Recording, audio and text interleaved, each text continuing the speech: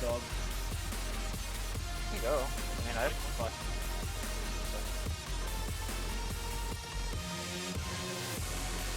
Oh my god!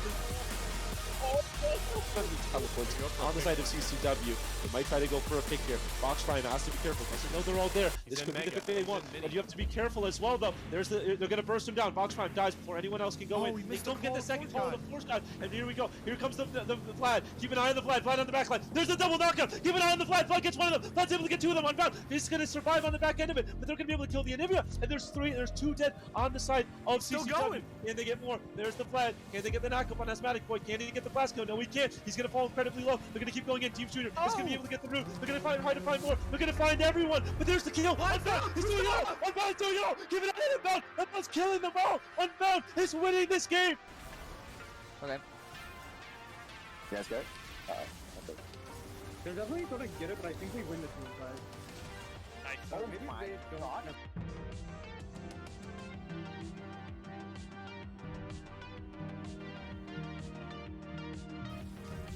Get it!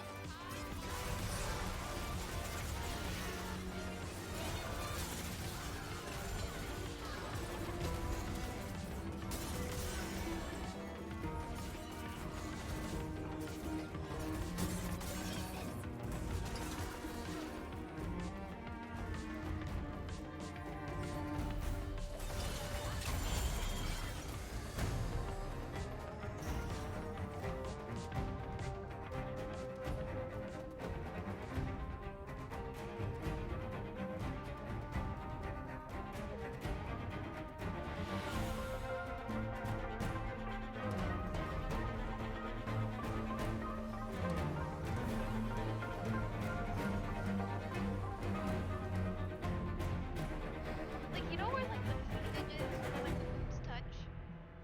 Or supposed to touch? No, I've never touched a woman. Cat Everfrost use knockdown fight hit. There goes a 5-man shield there. Fred's Rack's going to get caught up in the baby cage. Gets us going to be a 3-man shockwave in the backline with a big face breaker. That's going to be a showstopper right there. That.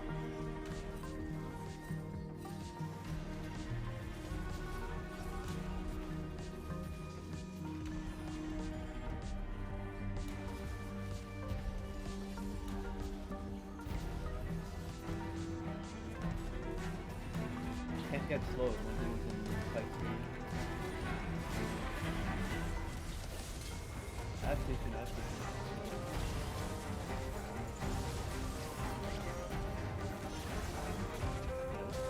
Hey.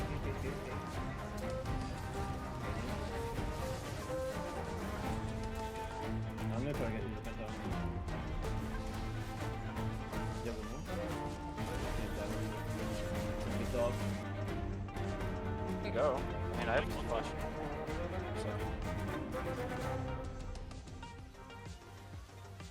Oh my god!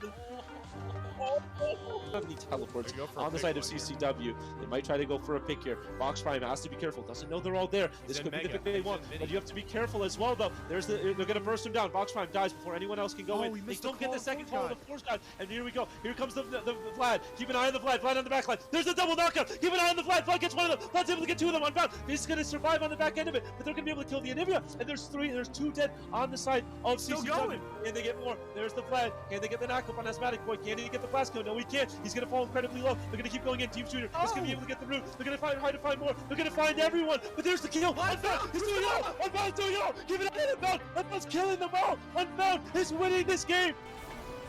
Okay. You guys good? They're definitely gonna get it, but I think we win this one, guys. Oh my god.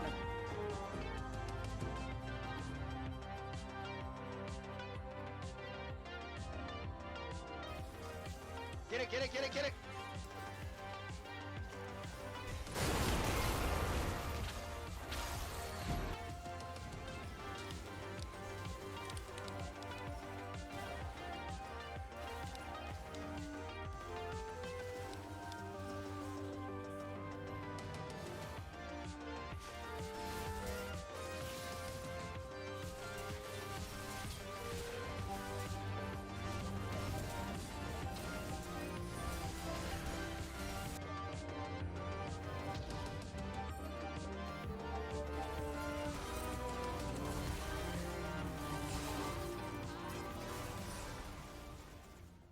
Welcome welcome all to the season opening showcase match here for the Risen Divine League fall split. We are all so excited to finally get going with our first matchup and a bit of a new look here. I'm of course Leo Slayer Silverman here, playing a bit of a host role here, and I'm joined by these two lovely casters to my, I believe it's right, even though it feels like a left right now. That's going to be Gordo and Bonfire. Guys, how are you doing tonight? Prep for an amazing Divine League split. Great, Slayer. It's a new split. It's a new casting duo. It's a new hosting role. We got a whole bunch changing for this upcoming season, and a whole bunch of new teams as well. Plenty of new players joining us for the first time. Plenty of returning players coming back after taking a split or two off. So definitely going to be some exciting matchups throughout the season, and I'm excited to kick it off here tonight. Yeah, I love seeing new blood in the water. It always adds a little bit to the integrity of the league, as well as the competitiveness. You don't want to see the New England Patriots of the Risen Divine League. You want to see some differences in the winning pool, and I'm excited to see what these two teams have. It's opening weekend. I feel like a little kid again. Well, it's certainly, the excitement is running wild, but I mean, talk me through our opening matchup here, because obviously we all do our research to make sure we know what this opening matchup of the Divine League Week 1 looks like. I will quickly, probably should say the names of the teams matching up if you didn't read the stream title, but we will be seeing Cupid Esports take on 1Life2Play. Guys, we'll start with the Cupid Esports lineup. Gordo, what can you tell me about this squad with the little information we have with this season opener? Yeah, so, there's always going to be a bunch of questions coming into the first week of the split. All these new rosters that haven't gotten to play together before. But there are some familiar names on here. It is going to be Rexalis in top lane, Dracos in jungle, Super Big Ego in mid, Niceman in AD carry, and Jamarcus at support. And, a couple of returning faces here. Jamarcus was the support for Cupid Esports in the last season. He's their only returning player here for week number 1. Now, Rexalis as well was pretty active in the scene last split, played over on a team called Lotus Exiles in a couple of other leagues, but not the Risen Divine League. And the others, I don't know that much of. I've seen Super Big Ego around the scene before. He played in a couple of Proving Grounds qualifiers back in the day being 2021. But it's going to be exciting to watch this roster come together. They don't seem to have played together too much so far, but I'm going to have my eyes on Dracos. This guy plays a lot of Rengar, a lot of Diana, a lot of these assassin-type champions, and that's what I'm going to be looking to get banned away and maybe even get locked in if they can sneak their way through that stage. Yeah, you touched on the fact that they haven't played together a lot or at all in any of these leagues, and I think there's a big question mark on pretty much every single team in the Risen Divine League, which is incredibly exciting. I think my eyes got to be on Jamarcus, obviously, the sole returner. It kind of feels like you need that veteran to lead a roster, and in the support role where there's so much being placed on your back in terms of macro, there's a lot that Jamarcus needs to do, but at the end of the day, it really just comes down to what can this team do to make sure that they gel together quicker than other teams, because it's not like they're in their own situation. Every other team is pretty much in the same boat, so it'll be interesting to see which team hits their stride first. Opening weekend is a big way to do it. Wow, not surprising at all, guys. The support main goes exactly for the support player to highlight on Cupid Esports. Well, certainly a team that has, like you guys talked about, a veteran presence, and Gordo highlighted a Rengar player, which always, I feel like, alerts in League players' ears whenever they hear it. So it'll be interesting to see how bans go, if we even see the Rengar come out. Certainly not the meta, I would say, to be playing Rengar at this level, but hey, pocket picks are pocket picks, but I'm going to transition us over here really quick because obviously 2 teams in the showcase match when we're dealing with 1Life2Play on the other side. Bonfire, I'm going to go to you first for this one. What are you seeing from this squad in what is going to be their, I believe, first Divine League showcase? Yeah, this is a new team. We talked about the new blood that this split brings, and I think 1Life2Play really has a lot to prove. Obviously, them being a new team, there's a lot on their shoulders. They want to retain their spot. They want to possibly try to go in, and there's a lot of teams in this league that are even hungrier, that have rosters that are more established. So when you look at the team of Senior Ice, Clout, Akaipo, Boomer DeWalrus, and Foxed, it's a good squad on paper. The question mark is, I hate to be repetitive as before, but the question mark is how do they gel together? This match is definitely going to show us that. Yeah, for sure here. And, you know, I'm left with a couple of questions around the jungle matchup here as well. Clout, I went and looked at this OPGG. That's a level 1 account, so there's been a name change that's gone by here somewhere or other, and I wasn't able to scout this guy at all. But instead, I'm going to turn the focus towards Boomer DeWalrus here. He's the highest-ranked player on the team. He plays a lot of different champions. You know, Jin's the most played there, but there's even a couple of mages snuck in there, some Swain, some Vygar games. That kind of flexibility in the bot lane's a huge deal when it comes into draft, especially when you're up against these new teams and you don't know exactly what they're going to go for. Any wild cards you can bring are going to be a huge influence on how you perform coming out of that draft. Yeah, certainly. I mean, it's the definition of a wild card, right? Well, we're getting set here to finally get close to this draft for game 1, but obviously there is a big bad, you know, kind of looming cloud that I want to just talk about when it comes to the current state of league and the patches right now. Obviously, everybody that watches professional league on any level, including the Divine League, knows that Worlds is right around the corner. So that means that the Worlds patch just dropped. I believe about a week ago now, we're live on the Worlds patch. I believe 12.18. Champions Queue is going, which means people are getting a look at what pros are going to be running for their Worlds play. But it also means these teams are going to be running on that same patch. Gordo, did you see anything in the patch notes, any champions that really scream out to you as going to be overpowered for the start of the Divine split and obviously the League of Legends World Championships? Yeah, I mean, I'm going to give the same answer that everyone's going to give you, and that's going to be Hecarim. He's a little busted following some of those changes. He gets a whole bunch of additional free stats off the W. There's been some lower key nerfs that have come through since the initial buffs that really propelled him into ridiculous territory. But a lot of the discussion I'm seeing around, you know, and analysis, Twitter, professional play, Twitter and Reddit and everything like that, a lot of folks seem to feel that this champion is going to be still incredibly powerful. The free stats still make a huge difference. People still maxing E second are tanking his win rate. Don't listen to those win rate stats that you're going to see online. The W max second is the future, and this champion might just be strong enough to really be dominating pick and ban, at least for the next couple of weeks. Yeah, the pony is definitely overtuned right now. It's hard to disagree with that, but for me, the 2 words I hear coming out of everyone's mouth is misfortune. She's so unbelievable as an AD carry. She's good in pretty much every stage of the game, good with a whole host of different supports. The damage output that she can put out is so good. And also, you can flex her into the AP role. She obviously has seen that with play like with Danny and Johnson both playing her as AP in the LCS, so it'll be interesting to see if that ends up being played in the Risen Divine League or if it's just the regular, of course, old AD misfortune. But either way, she's such a strong AD carry in a meta where Zeri just got nerfed. You see a lot of the AD carries slowly kind of fizzling out, so I expect to see misfortune highly targeted or banned in this match. Yeah, well, we'll certainly have to figure it out once we get towards draft here. I believe we are right around the corner to get into this game 1 draft. And, you know, there is going to be, you guys highlighted it pretty well. Hecarim is a great one to look at. I love the little tidbit about the win rate. I really don't think it's going to be much different. The sleeper pick I'm going to go with is Maokai. I think he got buffed to a crazy level as well. But to get on to the draft here, it's finally ready. I think we're actually a little late to it. So, Gordo, Bonfire, you guys take it away as we get into the Game 1 draft between Cupid Esports and 1Life2Play.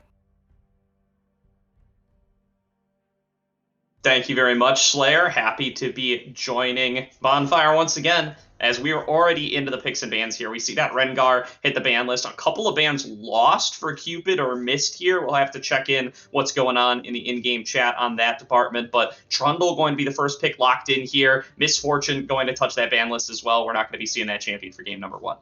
Yeah, I'm not surprised to see Misfortune banned. You know, some people call me an oracle. I like to be humble about it, but at the end of the day, you know, if I know, I know. I think the most important one that we have to look at right now is the Renata Glask and the Akali being picked up. Akali's difficult enough to kill as is. She's obviously got her Shroud, the ability to move around so much. If you give her that ability to come back to life, I think it gets very difficult for Cupid Esports. So they're going for that quick kill, but also they've got that sustain in Renata. It also becomes difficult to get into choke points when you're going against a Renata. So it'll be interesting to see how Cupid responds, and it is going to be the Amumu pick. All right, getting word. The missed bans are Syndra and Master Yi. The Syndra ban, I'm not surprised at against a Kaipo. He's a very experienced Syndra player. The Yi ban, that strikes me as interesting. Maybe just a little celebration there of the beginning of the new season. Maybe something we don't know about from Cloud's champion pool. There's a lot of questions around that one. But the Amumu Jinx bot lane seems to be what ends up getting locked in here for Cupid Esports. I'm going to assume that the Amumu's in the support position. The Trundle much more likely to be in the jungle than anywhere else, and solo lane Amumu not really the truth at this point in time. Yeah, Amumu Jinx very strong. You obviously think of Jinx's Chompers as a really good combo with Morgana, with Lux, but people don't talk about how much Amumu has in his arsenal in terms of CC. You think of the bandage toss, but the ultimate as well, stunning them up. If you chain that with Chompers, Jinx, she's very likely to get excited. So I think this is a very strong bot lane for Cupid Esports. They need to land it on the carries of Akali and Tristana, but if they do, I think it becomes difficult for 1Life2Play, and this Renata Glask might be under pressure to be looking at 2 different carries on the side of that team. Akali and Tristana both might need her help, split her attention. That might be the avenue for Cupid Esports to possibly take this. Definitely could be here as the second phase bans are coming through. They're going to try to get this Akali the most powerful matchup they can. The Ahri going to be the first one to bite that ban here. Now a few more are coming through. Still aren't coming through on the stream here, but I can tell you right now that's going to be a Jarvan ban for the side of Cupid. They're going to look to pinch that jungle pool a little bit further. The Hecarim's still not on the list. Cupid Esports maybe not so concerned about that pick. My prediction percentage is going down as we speak. They might be Emaxers. That might be the issue. They're looking only at the win rate. They got to listen to you, Gordo. That's the issue they're running into. It wouldn't be the first time. There's been some arguments between myself and the picks prioritizing the pro scene before. Still not coming through for some reason. That's going to be a Talia ban for 1Life2Play to round things out. That one shows up. Looks like something's changed around here. There's the Hecarim ban. There you go. They're just hovering it. It isn't locked in yet. So you know what they say about talking about hovers a little bit too early, but it's going to get locked in, and now 1Life2Play going to be without either of those picks for their jungle position. You got to believe they're going to want to take it here on R4 and save top lane counter pick for last. Yeah, you obviously want that top lane counter pick. Top lane is such an island, especially in this meta, but it also holds a pretty strong place with split pushing being so important. So you definitely want that counter pick, and I expect 1Life2Play to give themselves that. But the jungle pool, like you talked about, getting pretty difficult for them. Right now, losing the Jarvan, they banned out their own Talia. I know she's not an incredibly strong jungler, but losing that's still difficult, as they do end up picking the Victor. So I would expect an Akali top, Victor mid, and they give themselves jungle last. Bit of a confusing pick order. I don't know if you agree with me or not, but I would expect some things to be different. But hey, this is the way they feel like they did it. I assume they scrimmed and they found that this is the way they win the most, but this is not what you see from most teams. I think you'd agree. Yeah, absolutely not. I mean, definitely going to be moving towards the strength of their own roster, though. Senior Ice over on 1Life2Play. He's the big Akali player out of the 2 solo laners. So, shame on us for not realizing that it was probably going to be a Akali top all along. But still, the pick on the Victor here, going in with that blind and saving jungle for very last, that's definitely an interesting one. But with the Kassadin locked in here as somebody who can potentially be ganked early, and the Jinx as a big target to dive on later, I feel like this really incentivizes 1Life2Play to move towards a more aggressive selection in the jungle, somebody who can really dive in and make those plays happen. Yeah, they need something with a little more tankability. I'm a little worried 1Life2Play doesn't have that frontline. Cassidy is just going to eat their backline for breakfast if he doesn't get CC'd. And if they don't have that frontline, it's going to be difficult. They're hovering the graves right now. I'm not sure if they've picked him or not. If they have, Locked in. they did lock it in. I'm not a huge fan, I have to say. I think that becomes a huge difficult liability. I think the Trundle obviously suffers without being able to grab fantastic stats from 1Life2Play, but at the same time, this Caston, this Jinx is just going to absolutely eat them for dinner. I'm a little afraid. I'm not going to lie, Gordo. Yeah, no, I definitely agree with that from a team comp perspective. 1Life2Play really putting a lot of eggs in their individual player skill basket here. They're going to want to outplay their lane opponents and get themselves ahead early on, and that's going to be really important, as if these fights start going into a more even state, it's going to be very difficult for them to deal with the pair of this Maokai and Trundle just looking to lock them down, stopping Akali from diving on the back line, and the front to back should end up favoring Cupid Esports as long as that they can actually set up their lines the way they want to. Yeah, talking about 1Life2Play, we've been very negative so far, but I do have to say, I do see the vision at least a little bit. Getting into a choke point where there's a Graves, where there's a Victor, where there's a Renata is just incredibly difficult. You do not have the ability to push in if you don't have vision first. So I expect 1Life2Play to possibly try to prioritize objectives, make Cupid Esports fight the fights that they do not want to, group up in fights that they don't want to, like I talked about. And so I expect 1Life2Play to prioritize these objectives. But if they lose an early Dragon, if they lose a Rift Herald, and they lose a lot of towers off of it, I get really worried. I'm not going to lie. The side laning, not the best for the side of 1Life2Play. I don't think Victor beats Casson in a one-on-one when it gets to that late game. I don't think Tristana or Akali feel comfortable if there's a Trundle or if there's a Maokai catching those waves. And so they need to prioritize that early objective damage.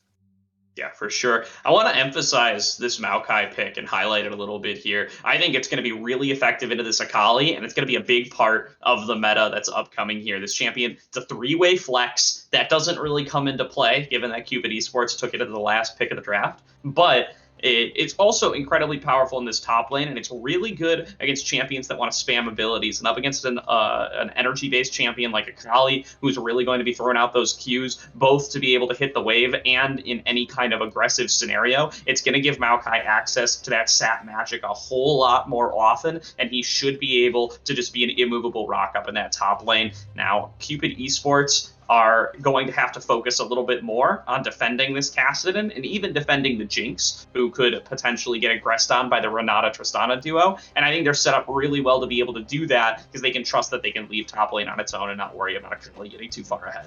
Yeah, you talked about the Akali not being able to jump as far ahead as she might want to. But at the same time, I think the Akali kind of is the win condition for this 1Life2Play composition, because if she's able to burst down this Cassidy, if she's able to burst down this Jinx before a fight even gets close, it can really spell disaster. Absolutely here and now. We're going to throw it back over to the analyst desk. We're going to bring Slayer back onto the screen to talk about this draft and get some predictions going before we load into our first game. And I know you guys missed me. I'm back. I'm back kind here. of. Certainly an interesting draft. I immediately out the gate, I called it. Maokai, we got the love on 12.18. Certainly a strong pick in my mind, and we were all right. In a lot of ways we all were right. I really love, personally, you highlighted it well, Gordo. You don't get as much flexibility with R5ing Maokai, but with the Mumu selected as well, they could get a bit creative if they want to go for a Maokai. They could even throw a jungle. I can't confirm going client side as we're going through that part of the draft that it is actually going to be slated as a Maokai top. You're going to run Derikos on the Trundle in the jungle. Beautiful rhyme, may I add. And then Amumu is going to be running support for Cupid Esports. So, guys, as they're getting through, and you now know with the client-side draft, slating champions in all their spots. Well, first of all, the big thing I want to... Is it? What's not correct? The Tristana? I think it is. I called this out, boys. Now I'm 2 for 2 on predictions. I made a big comeback tonight. Boomer to Walrus, he's the kind of guy who's going to be willing to play some of these mages in the bottom lane. He's taking the Victor. Kaipo is taking the Tristana mid to try to punish this Cassidy. Wow, yeah. So those are the two switch ups that maybe didn't get to see with the initial draft. So with all that in mind, guys, Gordo, I'm going to go to you first on this one. We're going to do predictions this season. So now knowing these drafts and having a little bit of background on these teams, what are you thinking with a prediction here for game one? I'm going to come away with Cupid Esports. I like the front to back setup they've got for themselves here. I like the Maokai. I think it's going to be a big part of the meta, and everybody's going to get a little bit of a preview as to why here. And I think as long as they can make it through the early laning phase, they should be set up well to take this. Yeah, Alright. I think it'd be silly not to go Cupid Esports. I think 1Life2Play is kind of showing that they're scrambling a little bit, moving roles around, going with some weird different picks, not picking what you would normally do. It seems like they don't have the preparation that you would hope from a team in opening week. I mean, I could be incorrect. Maybe this is what they've had for months on end. But at the end of the day, it kind of feels like they were just scrambling to get a team comp together. A lot of favorite champions, which I will never favor in a competitive game. I think you need a more balanced team. I'm going to go with you. Cupid Esports takes this one pretty handily. Gosh, if you've been watching Divine League or you've caught a Slayer Bonfire cast, you know that I hate agreeing with Bonfire on a lot of things. He loves me, I promise. And I have to agree with everything you just said. I'm also going to go Cupid Esports. It's a clean sweep on the analyst test for game one. The composition, not only for team fighting, but you have the fact that 1Life2Play, yeah, sure, they picked some scaling picks. You're going to send the Victor bottom. The Graves is also a pretty big scaling jungler, but I honestly think it's matched with Kassadin and Jinx. Those are two high-powered hyper carries, so you could make the ticking time bomb reference that I love to make for 1Life2Play's comp, but in all reality, it's matched pretty well. So I'm honestly on board Cupid Esports. They've stolen my heart. No pun intended with their game one draft. So it looks like we have a clean sweep there. We'll see if we all look silly. We certainly look pretty smart through the draft with champions we liked on 12.18. But we're going to go to a quick break here on intermission. On the other side of it, these two over here will have you covered for game one between Cupid Esports and 1Life2Play. Don't go anywhere, folks.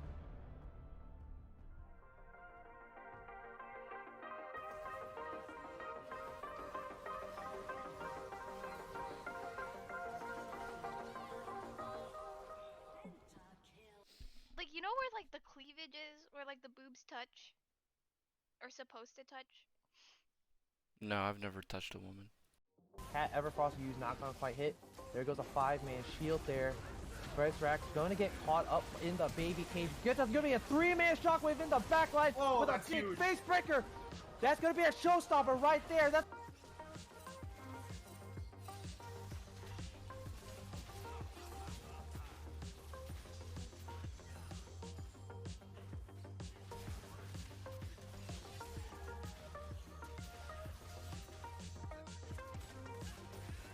Can't get slowed when he was in Pike D. I have tissue. Nice.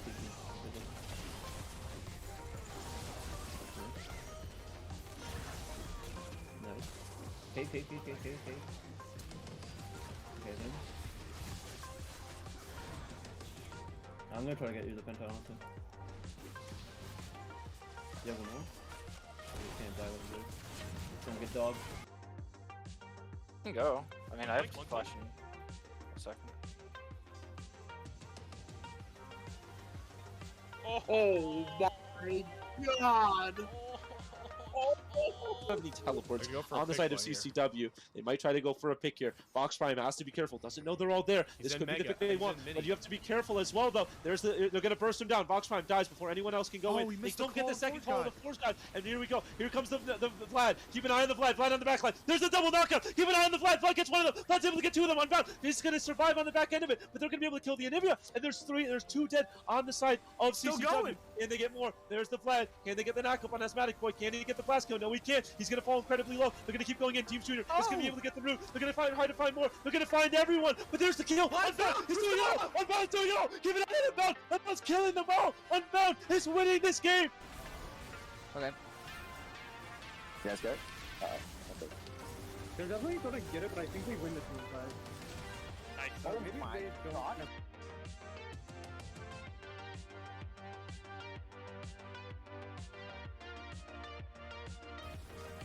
Get it.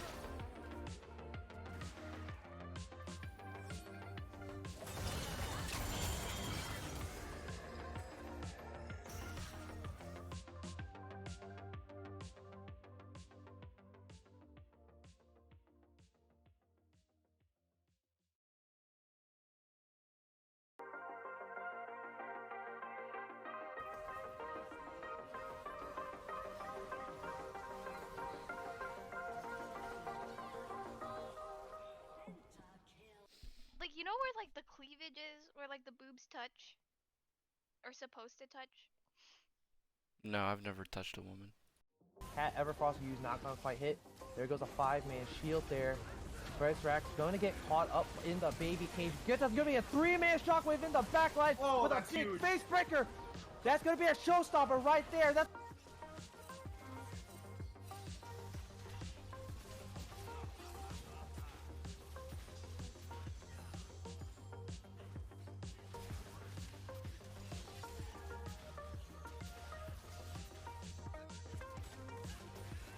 can't get slowed when he was in Pike D.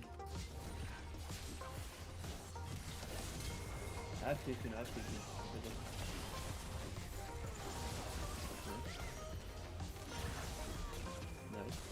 Okay. Okay then. I'm gonna try to get you the penta honestly. You have one more? You can't die with him. It's gonna get dogged. You can go. I mean, I have flashing. A second. Oh my god! Have any teleports on the side of CCW. They might try to go for a pick here. Fox Prime has to be careful. Doesn't know they're all there. This could be the All right, everybody. I'm pretty sure we're back in here doing a little remote production, so not 100% sure when we can be heard or not, but it's got to be there by now. Welcome, everybody, to the inaugural game of the Risen Divine League. My name is, of course, Gordo. I am joined by Bonfire, and we have got Cupid Esports taking on 1Life2Play in the first game of their best of 3. Yeah, it should be a fantastic game. You just saw the draft. Both of us had some things to say about it, but at the end of the day, there's nothing like just doing it. And right now, they are just going to do it. And I think all of our predictions might become null and void if some of the carries of 1Life2Play can carry, as their name suggests. Quickly, before we get into anything big, I have to carry on the legacy of Slayer. When we were casting, we always had Slayer's skins, and so I'm going to continue it. If you were just going off of skins, you might have an upset. 1Life2Play is rocking in the skin department. I love that Tristana skin. The Akali skin also just showing out, so I'm a big fan. And meanwhile, Cupid Esports has some not great skins. This Jinx doesn't even have a skin. So the Maokai skin's good, but I'm giving it to 1Life2Play if you're solely in the cosmetic department. Is that not a Jinx skin, or is that the Arcane Jinx skin that just looks exactly like the classic Jinx? I was gonna say, I don't count the Arcane Jinx skin. It's not a skin. It's barely a skin. It was free. If you didn't... But, although so is... Oh, no, that's Little Devil Tristana. It's not the Riot Girl Tristana. Wrong pink-haired Tristana skin.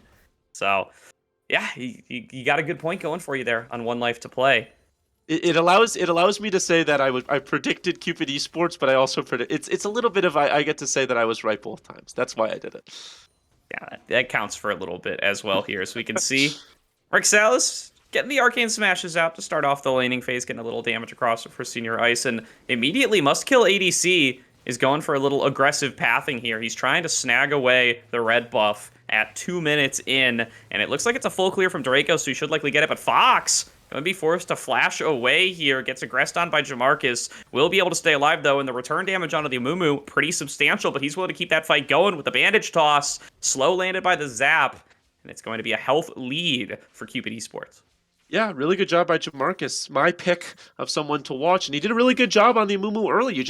You understand that you have the stats to fight early against the Victor. Did a really good job of hopping on and then continuing the fight. I think Boomer DeWalrus was really hoping that he could trade out the health advantage, but getting hit by that second bandage toss ensured that Ninесum was able to just do enough damage to make sure that the health advantage was there. Meanwhile, in the mid lane, Akaipo doing so much damage to an early cast-in, but we did kind of expect that.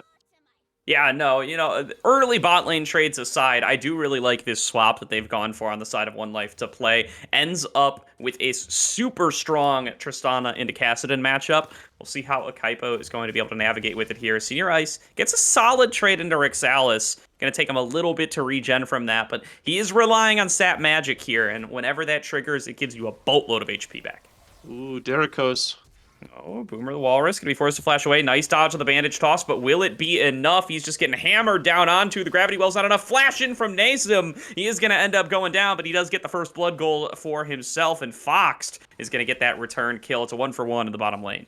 Yeah, Deragos is an absolute monster going in the bot lane. It looked like it was going to be traded, or excuse me, not traded, but it was going to be negated by Fox early on, being able to get the stun off on 2 of them. But at the end of the day, they did have the damage, and unfortunately, Boomer Duralis wasn't able to run out. They were able to trade it out onto the Jinx. A flash aggressively, got her the kill, but it wasn't enough to keep her alive. But at the end of the day, you take that. If you're Cupid Esports, you get the first blood. They are still down a little bit of gold, but it's so minimal this early in the game that it doesn't really matter. It just looks good in the bot lane to make things happen.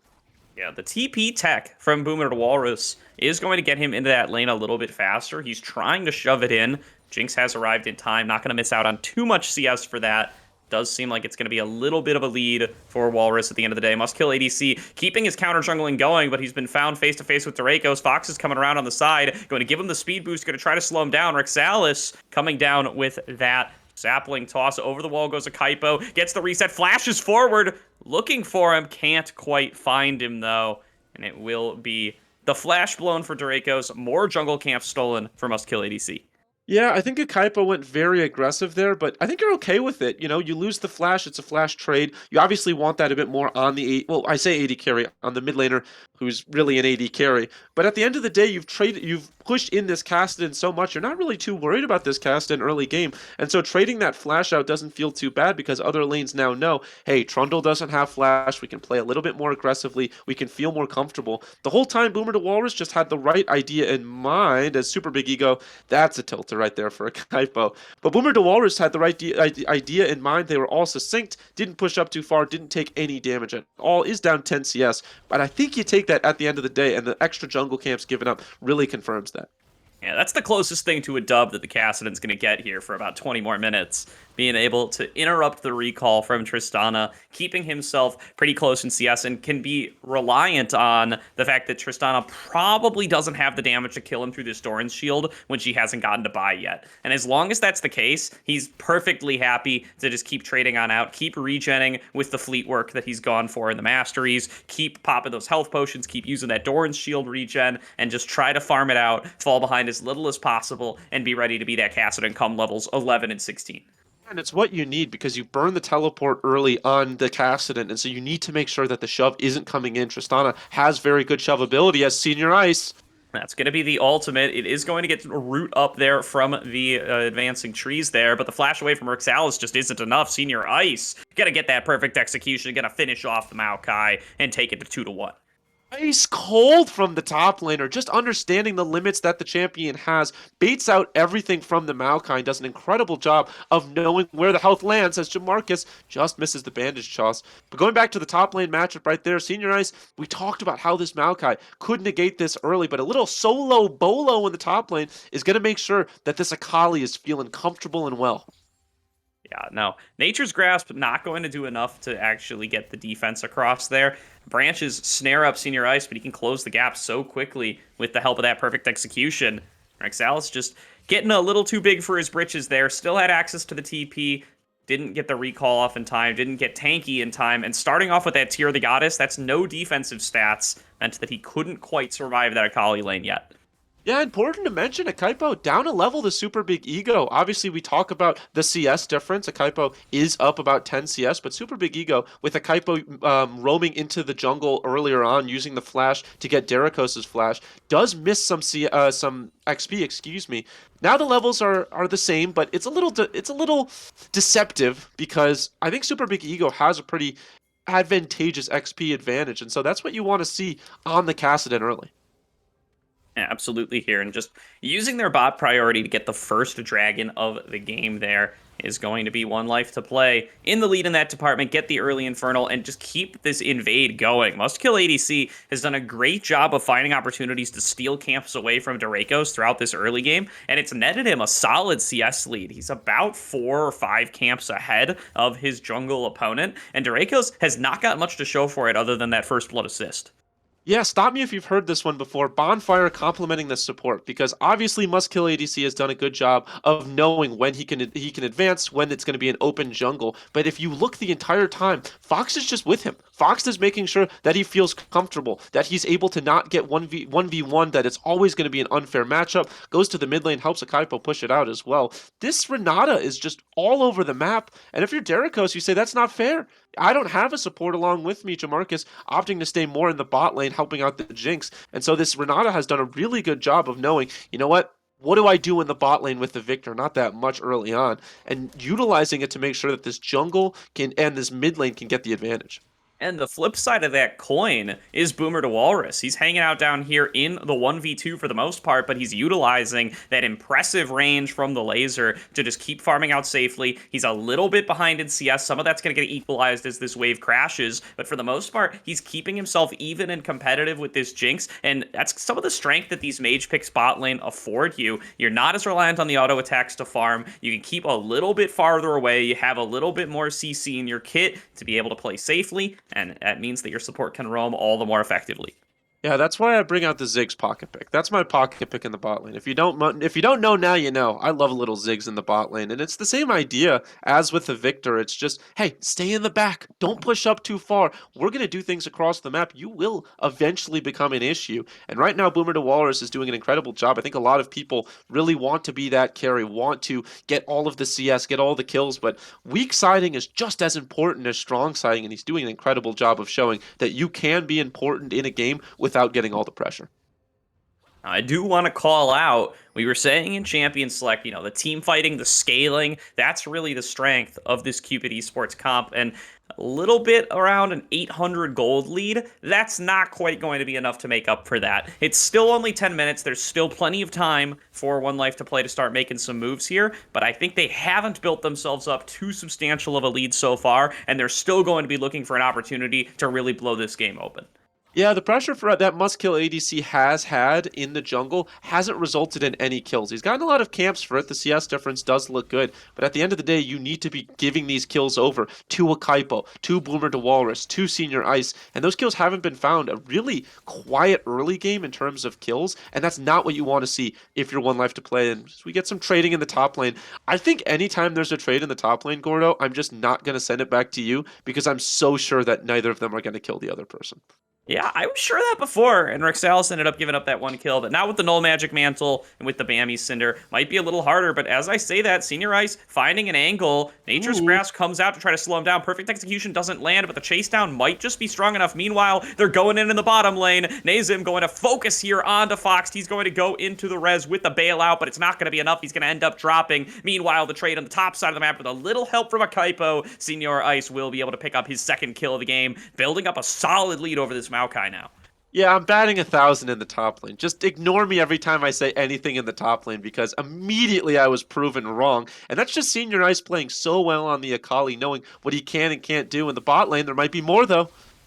Must-kill ADC is here, going for those slows, along with that stun field from Boomer to Walrus, but can't quite get the lockdown. Dracos, he knows the risk. He walks on out. He knows what situation he's in, and now he's dropping the Rift Herald in this bottom lane. Picked that up earlier. Well, we weren't really looking on that side of the map, and now he's going to look to cash out even more gold into Nasim's pockets here. Must-kill ADC focusing down on Jamarcus. He pops his stopwatch to try to stay alive, and now the focus damage is coming through. Must-kill ADC will drop. Can't res himself in time, and now a perfect stun from Super Big Ego. He gets the Everfrost across both targets, picks himself up a kill, donates another one to Nasim, and now they're going to get bot lane turret as well. That's a gold lead for the side of Cupid Esports. They did such a good job of just knowing Rexalis threatening to kill Akaipo there. Flash forward. Can't chase him all the way across through the rocket jump, though. He will be able to escape.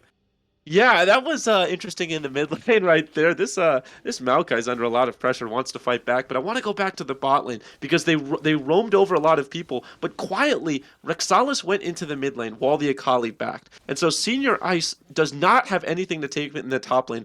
League of Legends is a game of give and take. There's nothing to take in the top lane. There's nothing to take in the mid lane, and they're losing numbers-wise in the bot lane. They try to go for something. The bailout just barely misses. Must-kill ADC falls, and then they just don't have the damage. Right now, Boomer to Walrus doesn't have the damage early on the Victor, isn't able to do anything. Meanwhile, Super Big Ego might want to go in on Senior Ice with Jamarcus. Yeah, Playing so aggressively here with that Everfrost. Gets the slow. Nice dodge from Jamarcus, but going in is Senior Ice to get the reset on his perfect execution. He will be able to dodge away from Bandage Toss number 2. 2 for 2 on those dodges will mean that Senior Ice can get himself out of dodge, and he is going to become so important now for this 1Life2Play team, as they are falling behind across the rest of the map. Yeah, it was really just that bot play that made them lose so much. They were actually ahead in the gold lead. You said it wasn't enough, and I actually would agree with you, but it still was an advantage. They did end up losing it because of that bot play. And I just want to highlight right now that Ninesum is 4-1-1 on the Jinx with the CS advantage in the mid lane, 1-0-1 on the Caston and Super Big Ego. So these hard carry, late game carries are doing pretty well for themselves, which is not what you want to see if you're 1Life2Play. Not at all. And this Jinx going to be such a threat later on in the game. You have the Akali to try to access her. You got the Tristana to try to access her, but so many CC tanks here in the front line. Maokai plus Amumu, so hard to dive past these guys. They're going to keep you still for this Jinx for as long as it takes. And you also have to keep Super Big Ego in the back of your mind. You can't focus everything onto Jinx when he's going to be running around back there, focusing down your Victor. So a really tough situation to be in for 1Life2Play coming into some of these mid-game team fights if they can't find a good pick. And now Super Ego going aggressively onto a Kaipo, going to get the Ignite on him, going to get the Buster shot out, and can just go right back to farming. It's not how you want that matchup to be going if you're 1Life2Play. Yeah, but Must Kill ADC does want to kill Super Big Ego. Super Big Ego does have it warded, does have his ultimate as well, just able to hop himself away, but Derikos wants to change that. Yeah, just throwing down the Subjugate, willing to brawl it out with him, and will take that kill, flashing forward to try to back up his mid laner, but he's going to be able to take up the kill anyway. Jamarcus now getting focused down, gets hit with all the ultimates over the wall, manages to get the stun on the Boomer to Walrus before he drops, and that's going to be enough to get a kill over to Nazem. And now Foxed and Senior Ice, they're the last ones left. Areko's coming in from the side, going to keep that flank going, going to get the chomp for the slow, going to get the double kill over to Names, and they are 9-4 now, just running away with it from the side of Cupid Esports. They are feeling themselves, Gordo. Multiple fights across the map at the same time. They just understand that their numbers advantage and their pockets are way too deep. They focused on Jamarcus, but this Amumu doesn't have any friends. Why do you care? He's a super sad mummy. They need to be focusing on this Jinx. They're not doing that, and when they tried to, it was way too late. The damage was done. Really good job on Jamarcus to get that stun right before he died. It was kind of a last-ditch thing, but at the end of the day, it did turn the fight. That was, I mean, I don't want to say it turned the fight because the fight was already turning towards Cupid Esports, but it did just enough to get Jinx excited, and at that point the fight was already over. Like I talked about in Champ Select, if this Jinx gets excited, which she has a lot of different avenues to get excited in these fights, it's just kind of over. And right now this Jinx is doing whatever she wants. 6-1-1, an absolute statement game from Ninesum in the first one. Yeah, for sure here. And you know, that's it. You say it doesn't swing the fight, but it really does end up creating a much larger gold lead as a result, because getting to focus down Boomer to Walrus sets up for that flank then to come through onto a Kaipo. It means that Tristana's going to end up going down as well. That is the first death of the game for this Tristana. Getting her on the back foot on top of this Victor going to be very influential as they start looking towards these upcoming Dragon fights. Dragon number 3 going to be up in about a minute, and that's going to be another focus point for Cupid Esports to really try to cement this lead in their favor and lock out any chances of the Soul coming before this Cassidon hits level 16.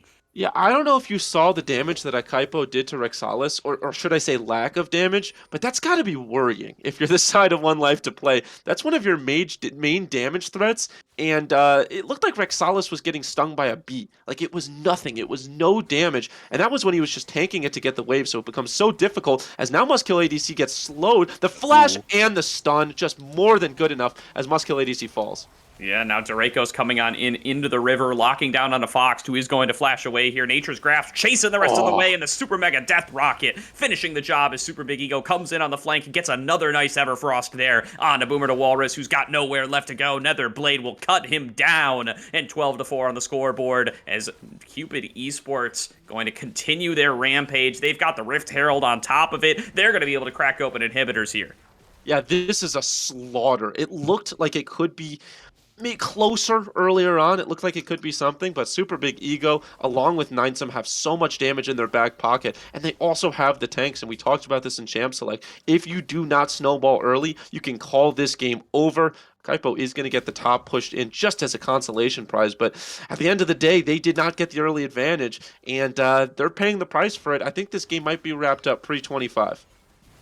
Yeah, it's going to be very tough for them to come back from this position. They're not going to be able to contest for this Drake. They've lost their inhibitor turret and inner turret, and that gold is pretty substantial. Once they get these recalls off, they're going to be able to really manifest this 5k gold lead in the form of items, and it's going to just get all the more difficult to actually answer anything. As Super Big Ego getting aggressed on, nice combo from the Akali, will chunk him very low. Perfect execution could be the end here, but he's trying to get away with his life. He does manage to finish off the kill onto Jamarcus, but it's not in time for the bailout to res him, as he already dropped afterwards. Now Draco's just fighting it out with that club, bashing down on a must-kill ADC who will be able to dash over the wall and net another kill for a Kaipo. 2 back for the side of 1Life2Play. Exactly what they were looking for, but Rixalis isn't done yet, and Super Big Ego is waiting in the wings, but he's in a 2 versus 4 situation. Rixalis gonna be all alone. There's the insect play from a Kaipo. Flashes behind for the buster shot back into the team, but Maokai just a little bit too tanky. Flashes his way out, keeps on walking, and he won't end up dropping.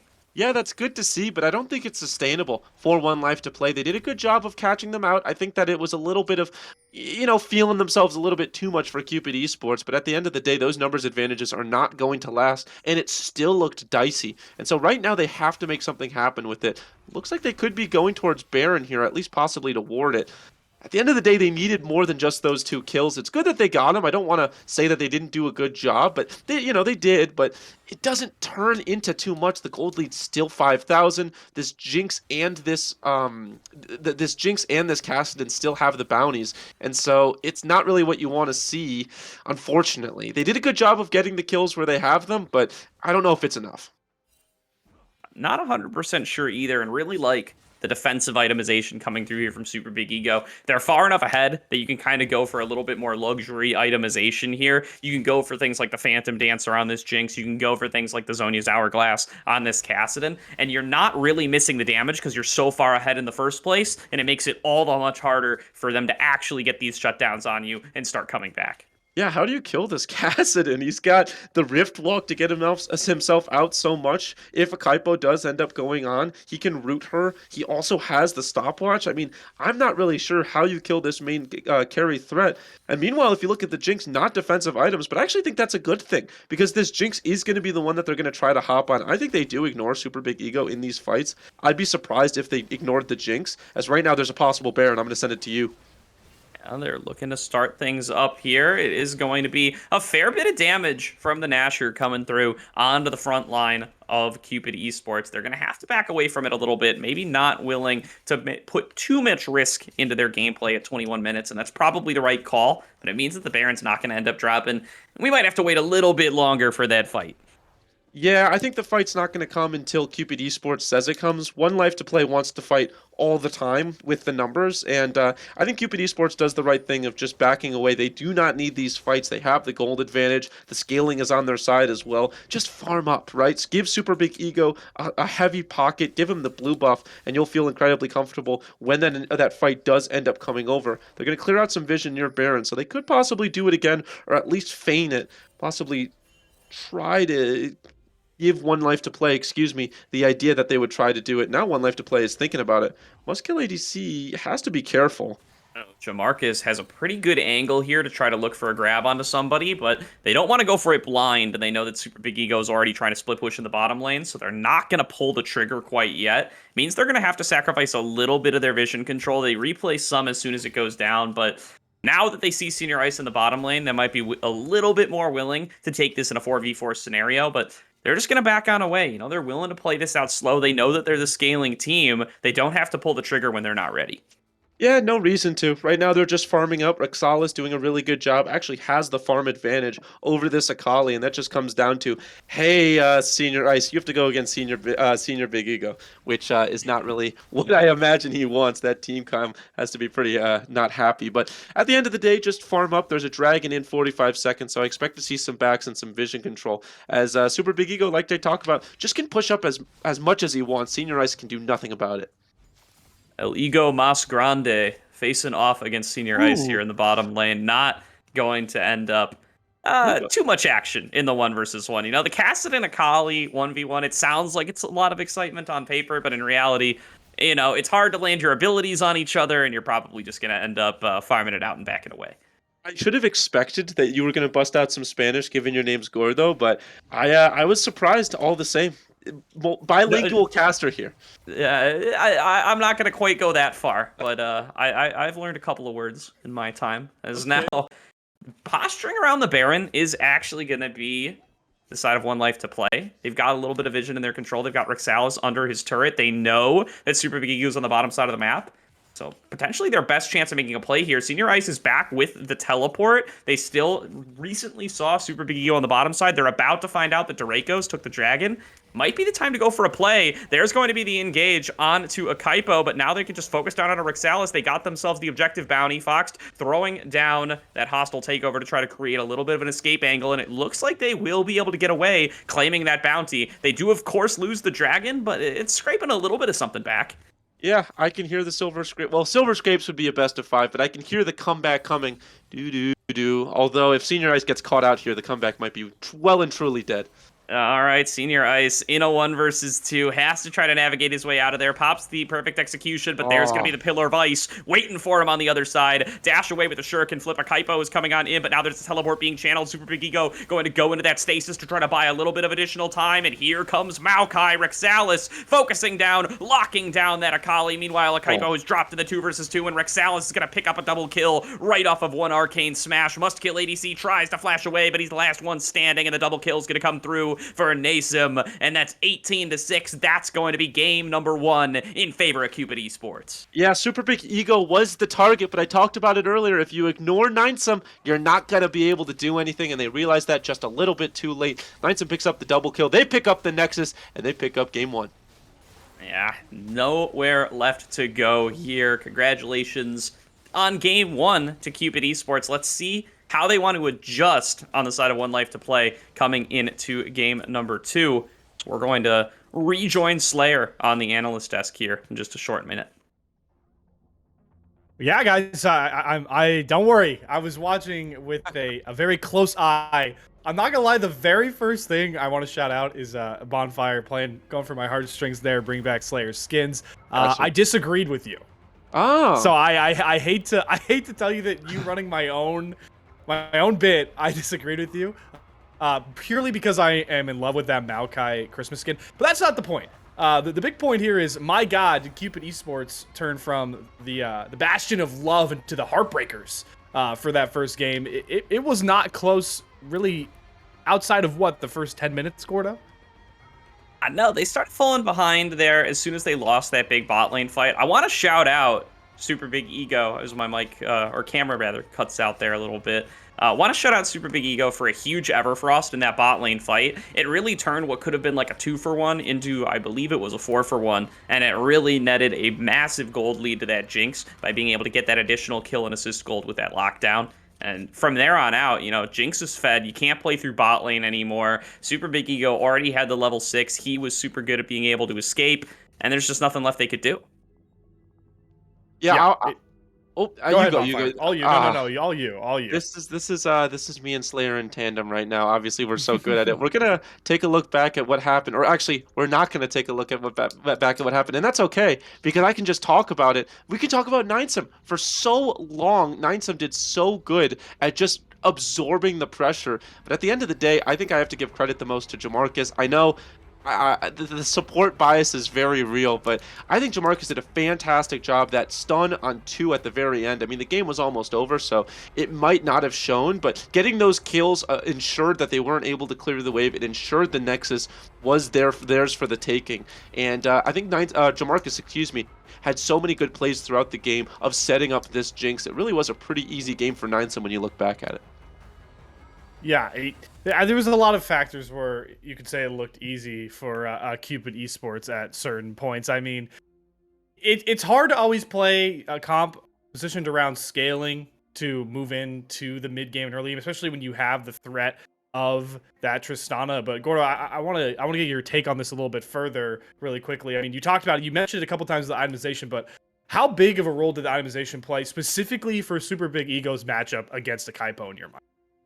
I mean, I don't think he went for anything too wild here. You know, he ended up getting to go for Zhonya's second without really sacrificing too much damage because of how far ahead he was, and that's great for him. But I really want to just call out, you know, his Everfrost usage was on point throughout the entire game. He get multiple picks with that one. I know I already shouted it out once on this analyst desk, but, you know, it deserves the double here as, you know, he got himself a whole bunch of advantages with that one. And, you know, from there, it was just classic Kassadin gameplay, baby. They did such a good job of making it so that there was no opportunity for this Akali to dominate through the side lane. They kept Maokai in that 1v1 for as long as they possibly could, and then swapped it over to Kassadin as soon as it got a little bit too difficult to manage for the Maokai. And importantly, they never left it to the Jinx, because that was the only chance, really, of Senior Ice really being able to take over this game. Well, yeah, exactly. Great way to put it, Gordo. Now, I'm here to flesh out another little ripple in the Divine League fall season for 2022. We're running replays still, but we're taking a look at them in the post game here. So, Bonfire, talk me through this first really big fight in the bottom lane for Cupid Esports.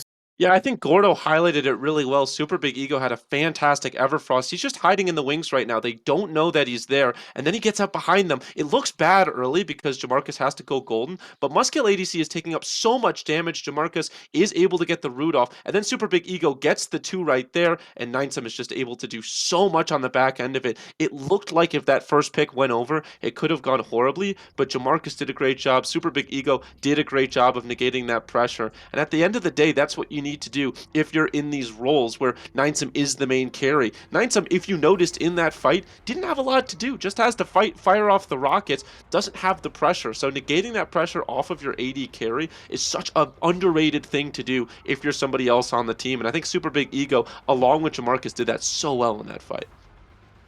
Yeah, it really highlighted a bigger idea that I want to take away for this Cupid Esports Game 1 win in the showcase match. It just felt like their map movement was a lot better for just a lot better across the board in multiple facets. You saw it in that first play. We do have one more to look at, and Gordo, it's later in the game, and this was one of the sealing of the deals. You want to run me through this mid-game fight for Cupid Esports as well? Yeah, I mean, this is where they actually kind of blow open the game, as you were saying. You can see that Muskill ADC is over here. He's looking for a flank, but he gets tagged by the zap, and that's really the only go button that they need. Jamarcus flashes in, lands a huge bandage toss, and then there's nowhere left for them to go. Fox gets a good use of the hostile takeover to try to slow things down, but it's met super nicely by that Nature's Grasp. That's part of the strength of this Maokai. You know, he doesn't really need to be there to lock you down. Even if you're stopping him, he's still chasing you, and Super Big Ego comes in with the cleanup. Well, Super Big Ego certainly proved why he's sporting that ego in Game 1 as Cupid Esports takes this one handedly. And with that, it's time to see if 1Life2Play will bounce back here. But before that, we're going to have to go to a quick intermission. But on the other side, don't go anywhere, Risen folks, because we have a Game 2 draft between Cupid Esports and 1Life2Play.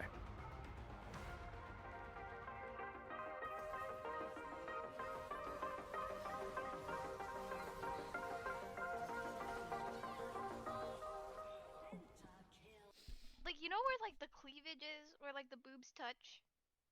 Or supposed to touch? No, I've never touched a woman. Cat Everfrost use knock-on fight hit. There goes a 5-man shield there. Rack's going to get caught up in the baby cage. That's going to be a 3-man shockwave in the backline with a big face breaker. That's going to be a showstopper right there. That's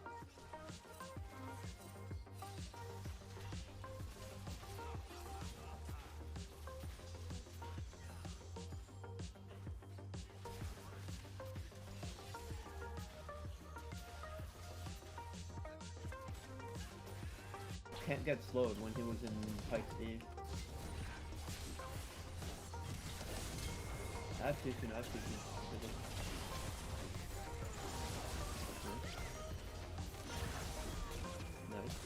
Okay. Okay then. I'm gonna try to get you the pentagon too. You have one more? You can't die with him, dude. It's gonna get dogged. You can go. I mean, I have flashing. A second. Oh my god!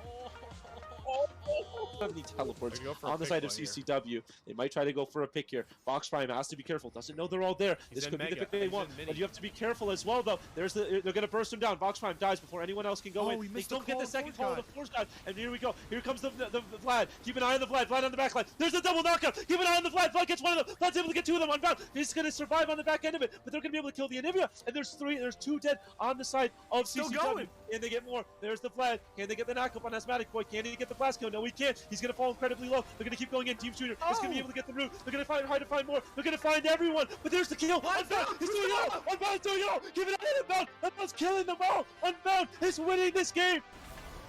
Okay. Yeah, that's good. They're definitely gonna get it, but I think we win the team fight. Nice. So maybe they don't.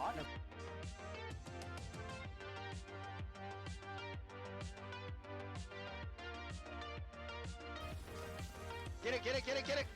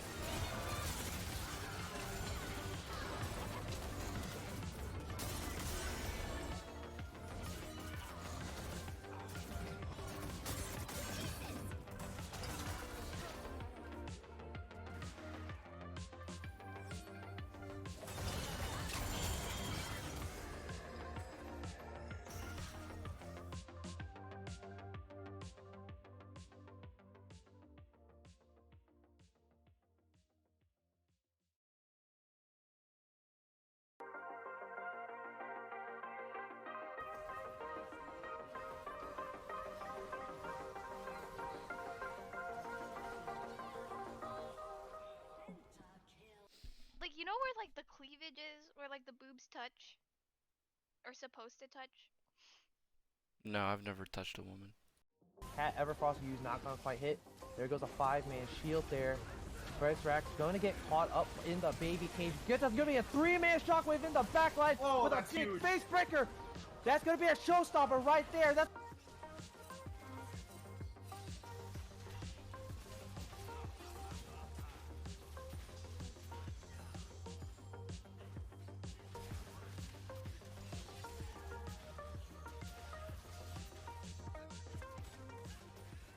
Can't get slowed.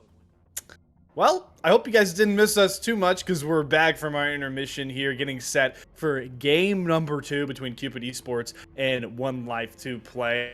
Obviously, first game, if you missed it, well, outside of a couple of nice Amumu ultimates and maybe some high-level Jinx and Cassidin play, it was a pretty big stomping, to say the least, Gordo. Yeah, I mean, for sure. We called it in the draft, too. I mean, we said, you know, it was a little bit of a draft gap for Cupid Esports as well. And 1Life2Play, I'd like to see them come into this game, too, with something a little bit more cohesive. You know, it's okay to skill test it in game 1, maybe, but now you know you're probably not just going to blast open every lane. You probably need to go for something that's going to involve playing around the team a little bit better. Yeah, kind of going off of that, I do agree with your draft analysis, but I think what it comes down to is the order of their drafting. I feel like they gave it away way too early what they were planning on doing, and at the end of the day, when they got to pick 4 and 5, it almost felt like they had already given away the whole plan. When you're drafting, you want there to be question marks. You want them to be confused on what you're going to do. They did not do that. They gave away where each lane was going, and they got a lot of their stuff banned out. So I'm hoping to see a different order as well as different picks like you talked about. Well, we are just about set to get into that second draft to see some different picks. I certainly am interested to get intrigued to get into the bans because obviously, like we talked about, you know, we highlighted some high-level champions for not only the Worlds tournament, but Risen Divine as we're on 12.18. One of them really stood out with the Maokai in my mind as well. Played that subtle role, just setting up so many good plays. But to get to that level and figure out which one of these bans is really going to fly out, I think it's time that we get rid of me, sadly, again, and swing you two over back to the draft for Game 2. So, Gordo, go ahead and take it away.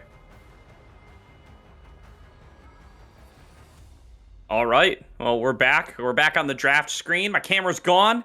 And Bonfire and I going to take it away once we get into draft number 2 here. We're going to actually get to watch the first round of bans this time. And I'm going to be looking to see if some of these picks like the Trundle and the Cassidon that really swung that last game end up on the list.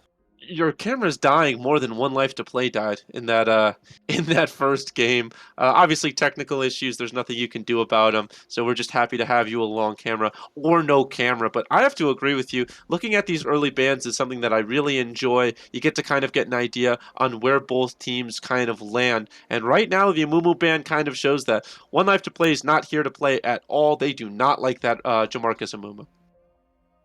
Absolutely not, as I'm going to pull open our draft here, and the bans are starting to go through. It is going to be a Mumu and a Trundle eating the ban list from 1Life2Play, so they are trying to take away some of those crucial picks from game number 1. Meanwhile, the Syndra ban is staying, the Master Yi ban is staying. We questioned it a little bit in game number 1, but Must Kill ADC, he's a big E player, so all of our questions get answered a little bit after the game number 1.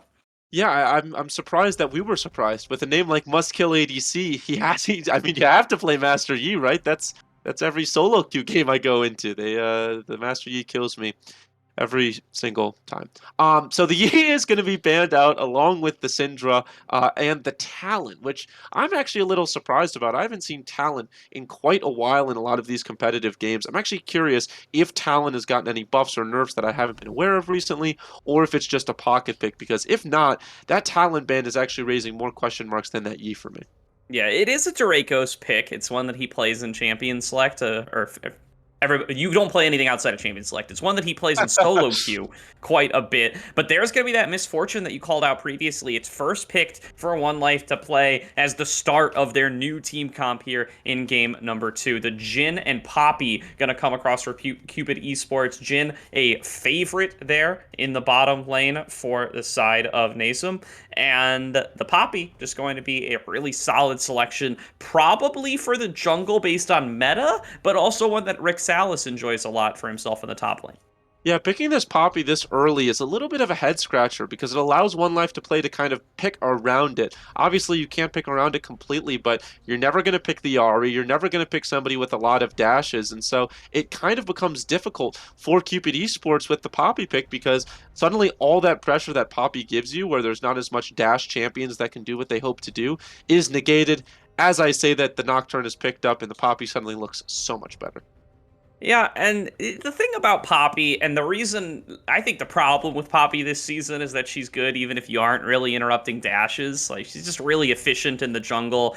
She solos Dragon really well, which has become super important ever since those Dragon health buffs. And you know, she just represents a lot of CC and threat. She pairs well with a lot of other meta champions, you know, the Azir especially, which we may or may not see from the Cupid Esports draft. But the Vex now going to be locked on in here as another pick to really try to threaten this Jhin. They know there's going to be a relatively immobile ADC facing down in the bottom lane, but now some real beef getting added to the Cupid Esports roster as they take themselves another tank in the top lane. This time it's the Ornn.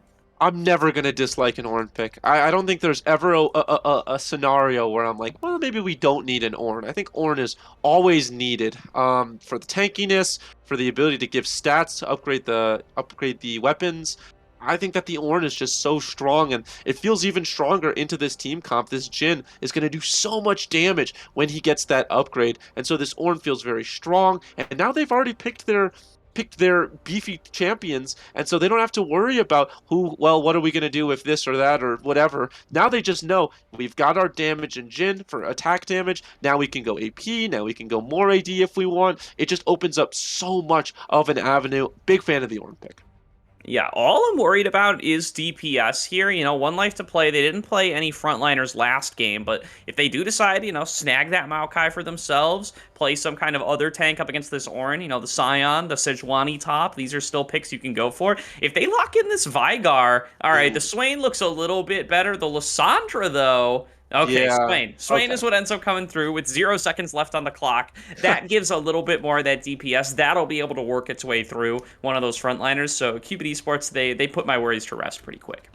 Quietly tanky as well. I think people forget how tanky Swain gets when he builds his stacks up. And so already, how do you get through this Cupid Esports front line of the Ornn, of the Poppy, of the Swain, you know, in the late game, in the ultimate?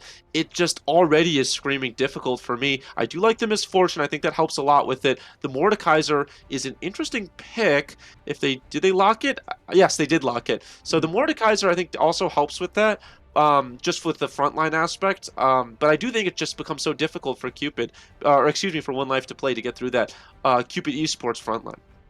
Absolutely here. It's a good matchup into the Ornn. It'll be able to lane pretty well, pretty safely to scale on up. Also has a cool little interaction where you can Death Realm Ornn as his ram is approaching, and then he doesn't get the recast. So you can kind of counter out Call the Forge God that way. Braum also going to be an answer to Call the Forge God. So they're doing all they can. You said you never don't like an Ornn. 1Life2Play, they're doing their best to make you not like this Ornn. Yeah, and they're doing a great job of negating a lot of our fears about their game one draft. You know, they don't have tank, now they do. They've got a Braum. They've got themselves a Mordekaiser who built a little bruisier, but still is a lot beefier than they had last game. So they're learning from their first game, which I like to see. Meanwhile, Cupid Esports says that they do not want that Jhin to die at any point. They give him 2 tanks, Swain, who's a pseudo tank, and a Zillion. So a lot of it's going to be put on this AD carry role of Cupid Esports. If you're not able to get in on Nansum, then this Jin's just going to eat you alive. Yeah, definitely going to be a little bit of an issue for facing off against this Jhin. I mean, you still are going to have that question. You know, the lack of DPS. Yes, the Swain fills that role a fair bit. Also, not even really being super heavily punished by 1Life2Play. You know, a really strong tank top laner here would really represent a pretty big issue for Cupid to be able to kill in any kind of timely manner, and would also set up really nicely for the Misfortune. But instead, they're going for this Mordekaiser. They're going for the one-on-one matchup. They were able to win that top lane one-on-one as carry into a tank in game number 1. So looking for Senior Ice to try to reprise that performance. And, you know, Mordekaiser is one of those champions where when he gets ahead, unlike the Akali, he can really get into kind of 1v5 territory. Because if he's really strong from the Ornn, and then he looks to lock down on one of these carries and steal their stats from killing them in the Death Realm, then he gets into really dangerous, like he's just going to wreck your entire team. Yeah, there's a lot to see. I'm very excited with this Mordekaiser. I actually want to send it over to Slayer in the analyst desk real quick, because he's a Mordekaiser main. Slayer, how are we feeling about the Mord? You know, I'm always a sucker for the death god. He's not the. I think he's the god. Is he not the master of metal anymore? Have they taken that away from him? No, it's the Karthus. I think it could be both. Is the master of metal. I think it could be both, man. I think the Death God could easily be the Master of Metal. Those kind of go hand in hand. But I will say, looking at these 2 drafts, I think this one's a lot closer. I personally think that 1Life2Play have constructed an interesting. It's an interesting comp because it's kind of phased in 2 different facets in my mind, right? Because you obviously have some bombastic team fighting ability with Glacial Fissure, with that bullet time and Misfortune, but you also have the pick play ability of a sneaky nice duo with Nocturne and Vex. So you can really lock down and jump onto targets from far distances if you want to try and pick them off with those 2, with Shadow Surge and Paranoia. It makes me think that, you know, it's nice to see them try something a lot different than what we saw from their game 1 comp.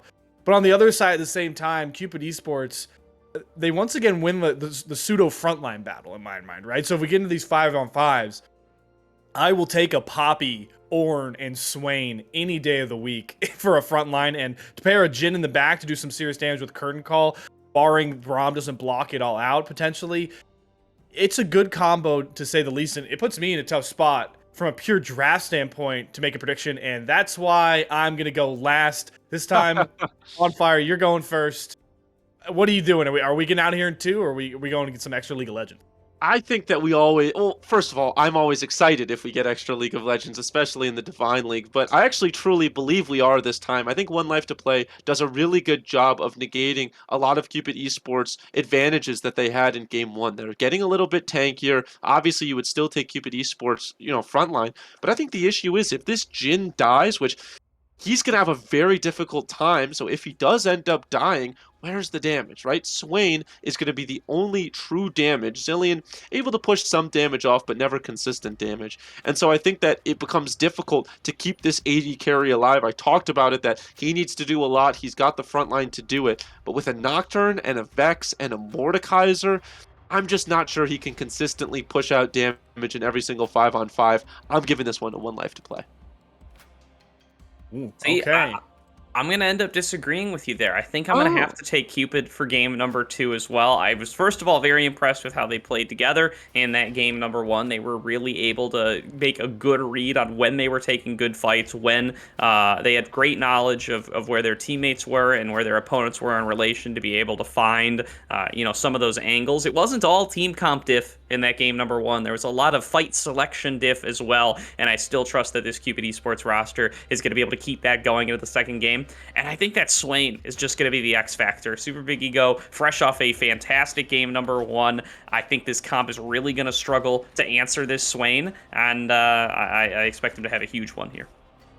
Stop me if you've heard this before, Risen Faithful. I'm disagreeing with Bonfire. I'll be the contrarian.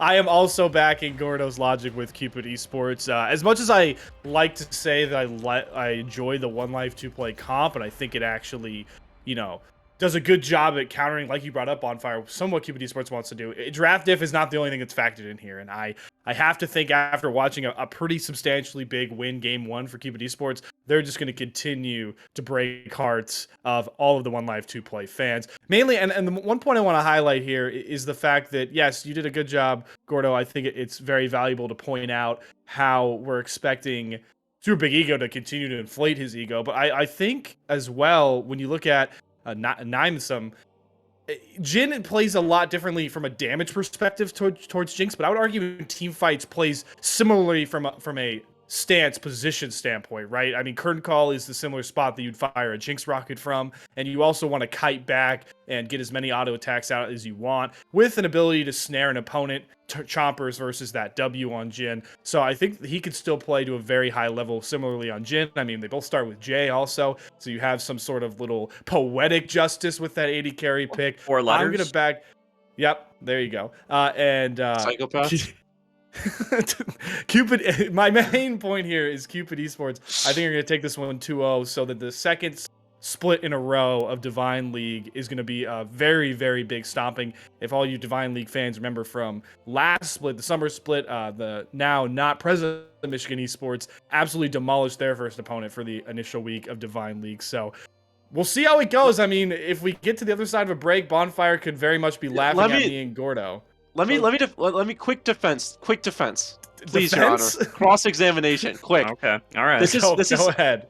You give me 10 seconds, all right? This is, I think, what was the big issue. I think 1-2Play played worse in game 1, but the pockets were too big. I think that they had good fights that they could have won if they were closer.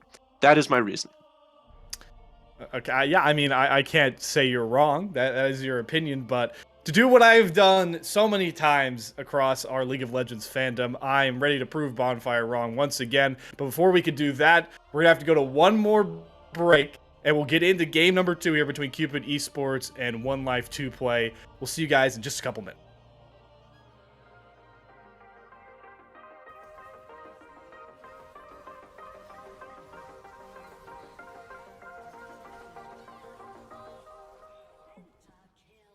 Like, you know where, like, the cleavage is? Where, like, the boobs touch?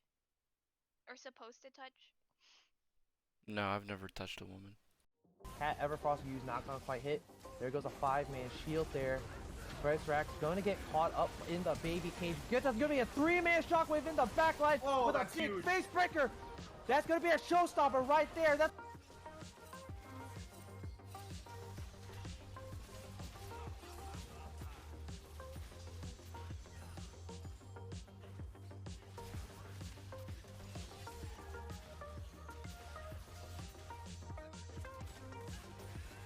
Can't get slowed when he was in Pike's Eve. I have too soon, I have too soon.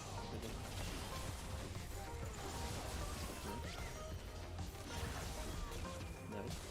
Okay. Okay then. I'm gonna try to get you the penta, honestly.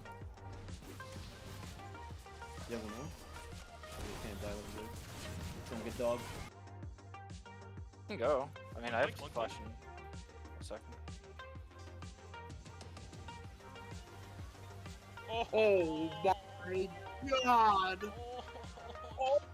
Have any teleports on the side of CCW. They might try to go for a pick here. Box Prime has to be careful. Doesn't know they're all there. This could be the pick they want, but you have to be careful as well, though. They're gonna burst him down. Box Prime dies before anyone else can go in. They don't get the second call of the force shot, and here we go. Here comes the Vlad. Keep an eye on the Vlad. Vlad on the back line. There's a double knockout. Keep an eye on the Vlad. Vlad gets one of them. Vlad's able to get two of them unbound. He's gonna survive on the back end of it, but they're gonna be able to kill the Anivia. And there's two dead on the side of CCW. Can they get more? There's the Vlad. Can they get the knockup on Asthmatic Boy? Can he get the blast kill? No, he can't. He's gonna fall incredibly low. They're gonna keep going in. Team Shooter is gonna be able to get the root. They're gonna try to find more. They're gonna find everyone. But there's the kill. Unbound. He's doing it all. Unbound is doing it all. Give it out. Unbound. Unbound's killing them all. Unbound is winning this game. Okay. You guys got it? They're definitely gonna get it, but I think we win this one, guys. Nice. Oh my god.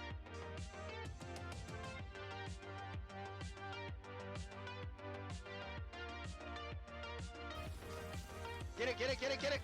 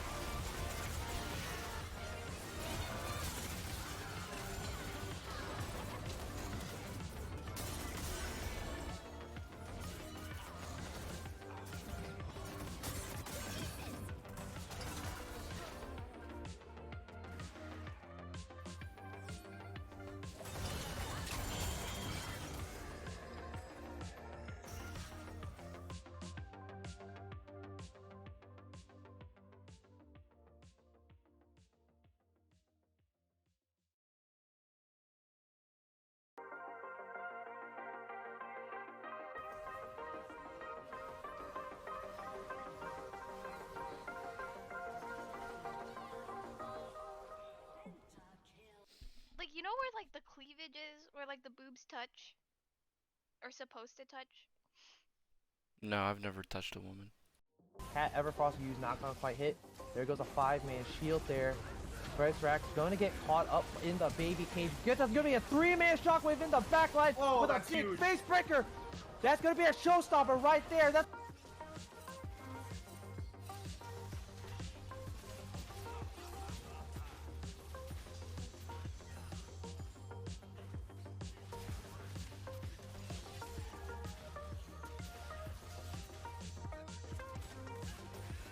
Can't get slowed when he was in Pike's Eve. I have too soon. Nice.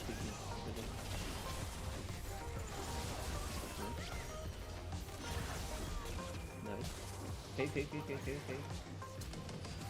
then. I'm gonna try to get you the penta, honestly. Yeah, we know. Welcome back, everybody, to tonight's broadcast for the Risen Divine League, where Cupid Esports are up 1-0 over 1Life2Play. Sides are swapped. 1Life moving over to the blue side here, looking to grab themselves their first win of the Risen Divine League season and take themselves to a game number 3. Of course, Cupid Esports would love to close this one out pretty quick. See if they're going to be able to do just that.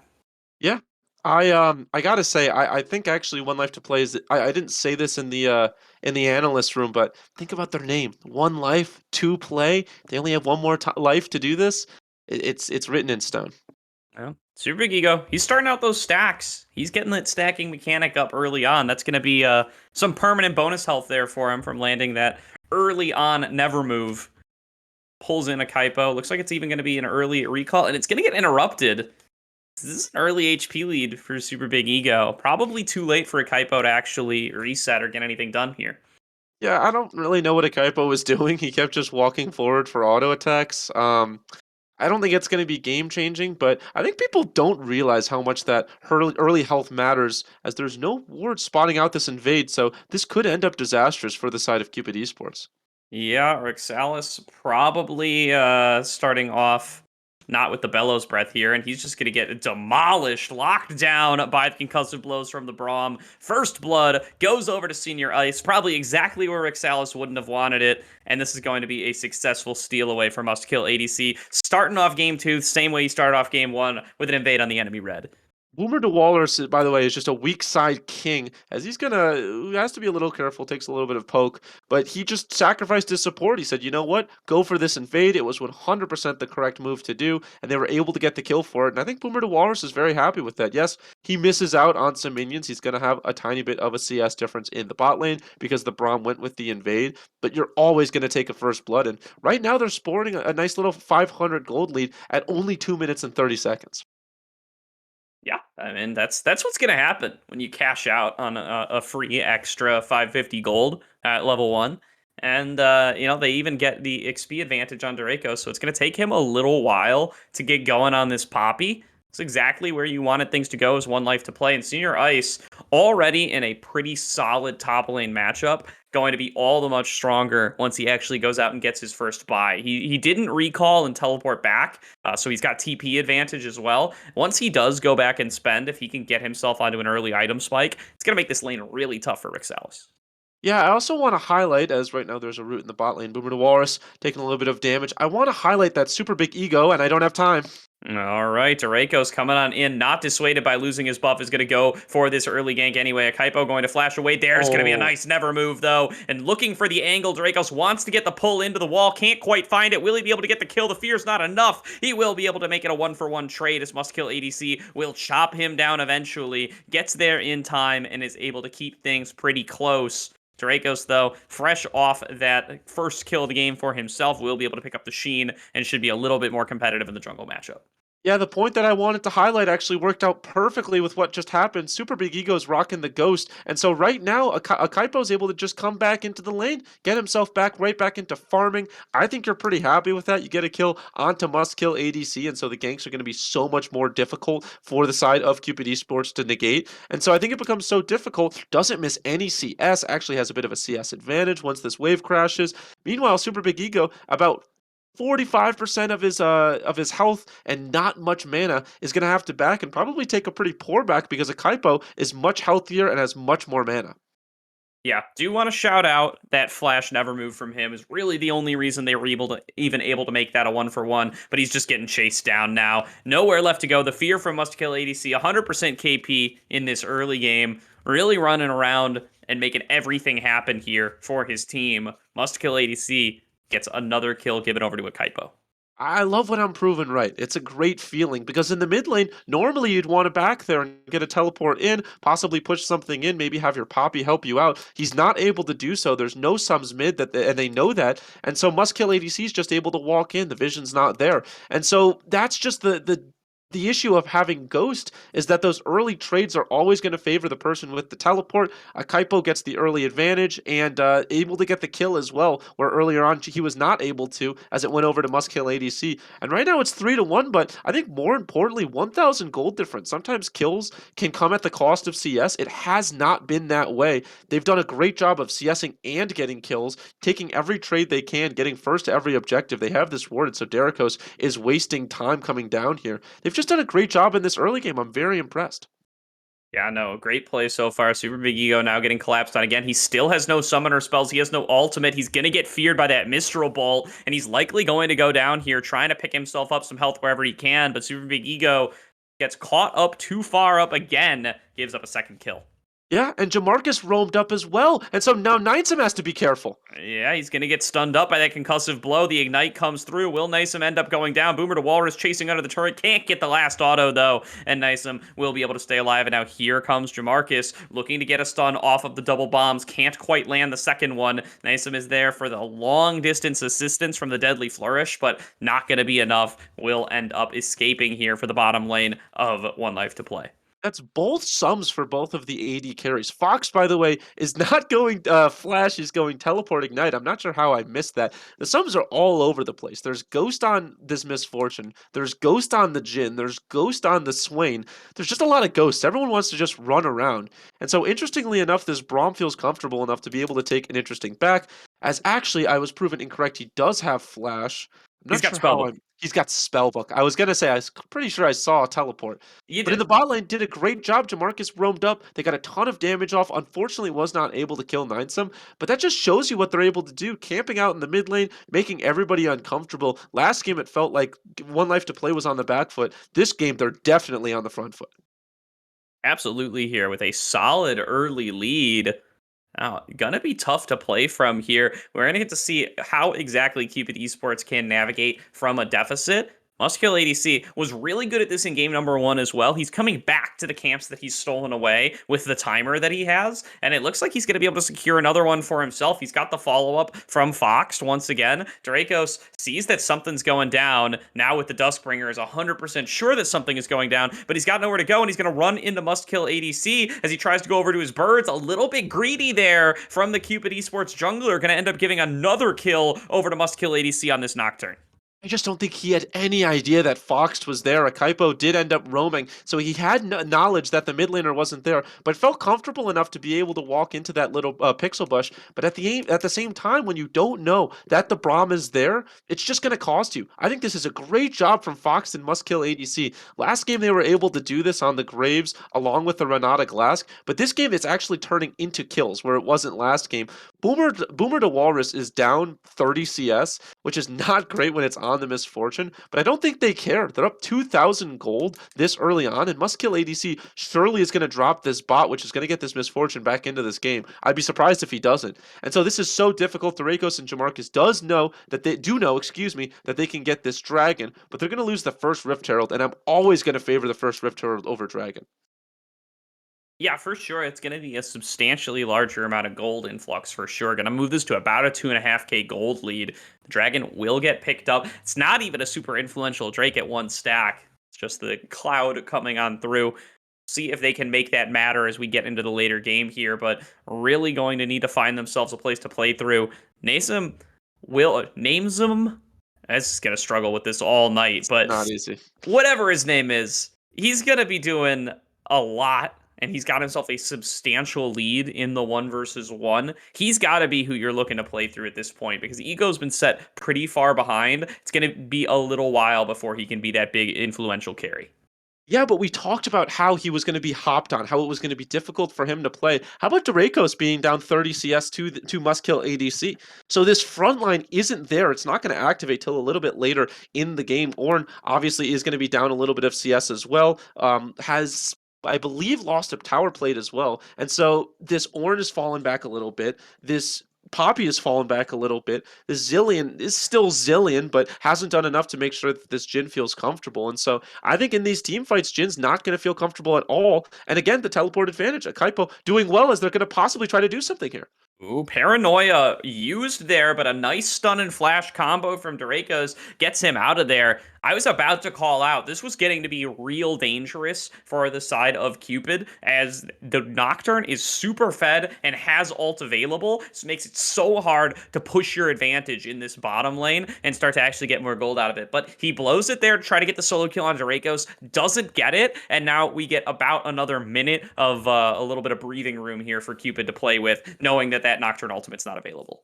Yeah, and Ninesum did a really good job of knowing that, hey, it's going to be onto this Poppy. I am only going against Boomer to Walrus right now. I'm just going to grab myself a plate. Very comfortable right there, getting the gold up. Fox wants to possibly turn this into a bit of a freeze, get the minions into where Boomer to Walrus territory, and so that he can start roaming a little bit more.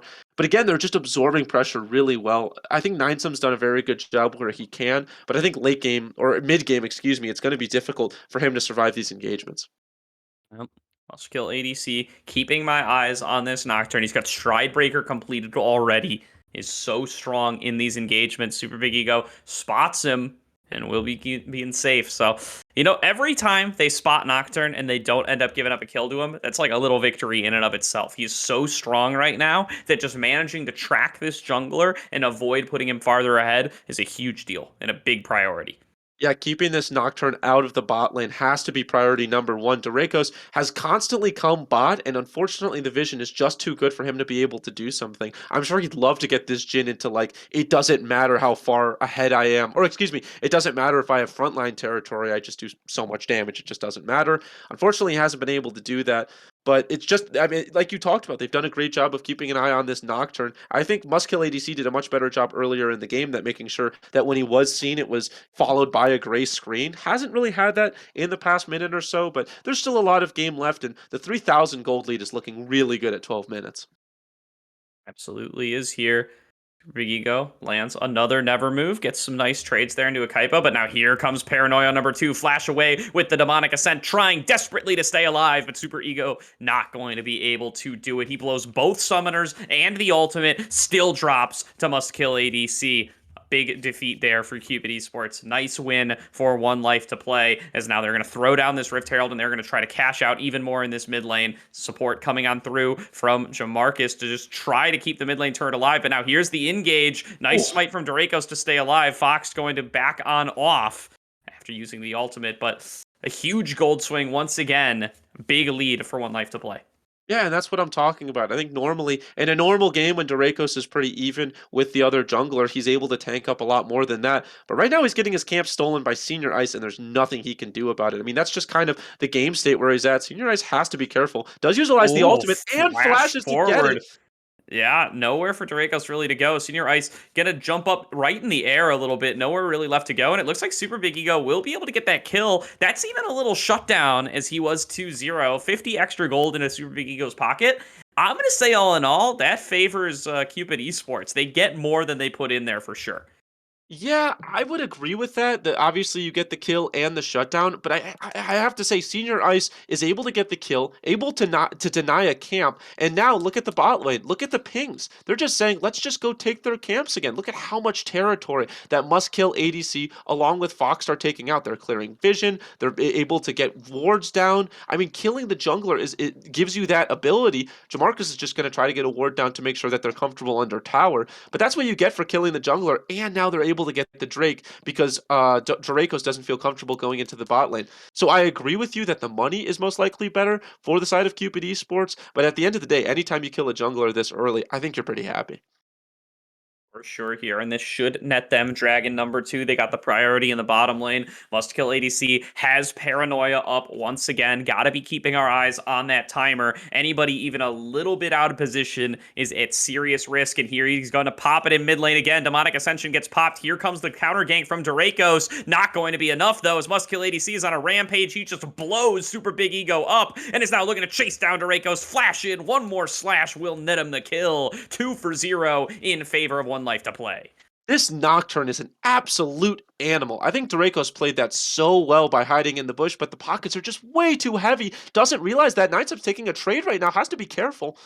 Ooh, does manage to land the stun though. Flash in, looking for the kill. Jamarcus gonna pick it up with the double bomb, and now looking to move forward onto Fox. This is the place that Cupid Esports can play through, and so far they've managed to do just that. They're losing across the rest of the map, but they do manage to net themselves another kill. Probably would have preferred to give that over to Namesum, but they'll take it.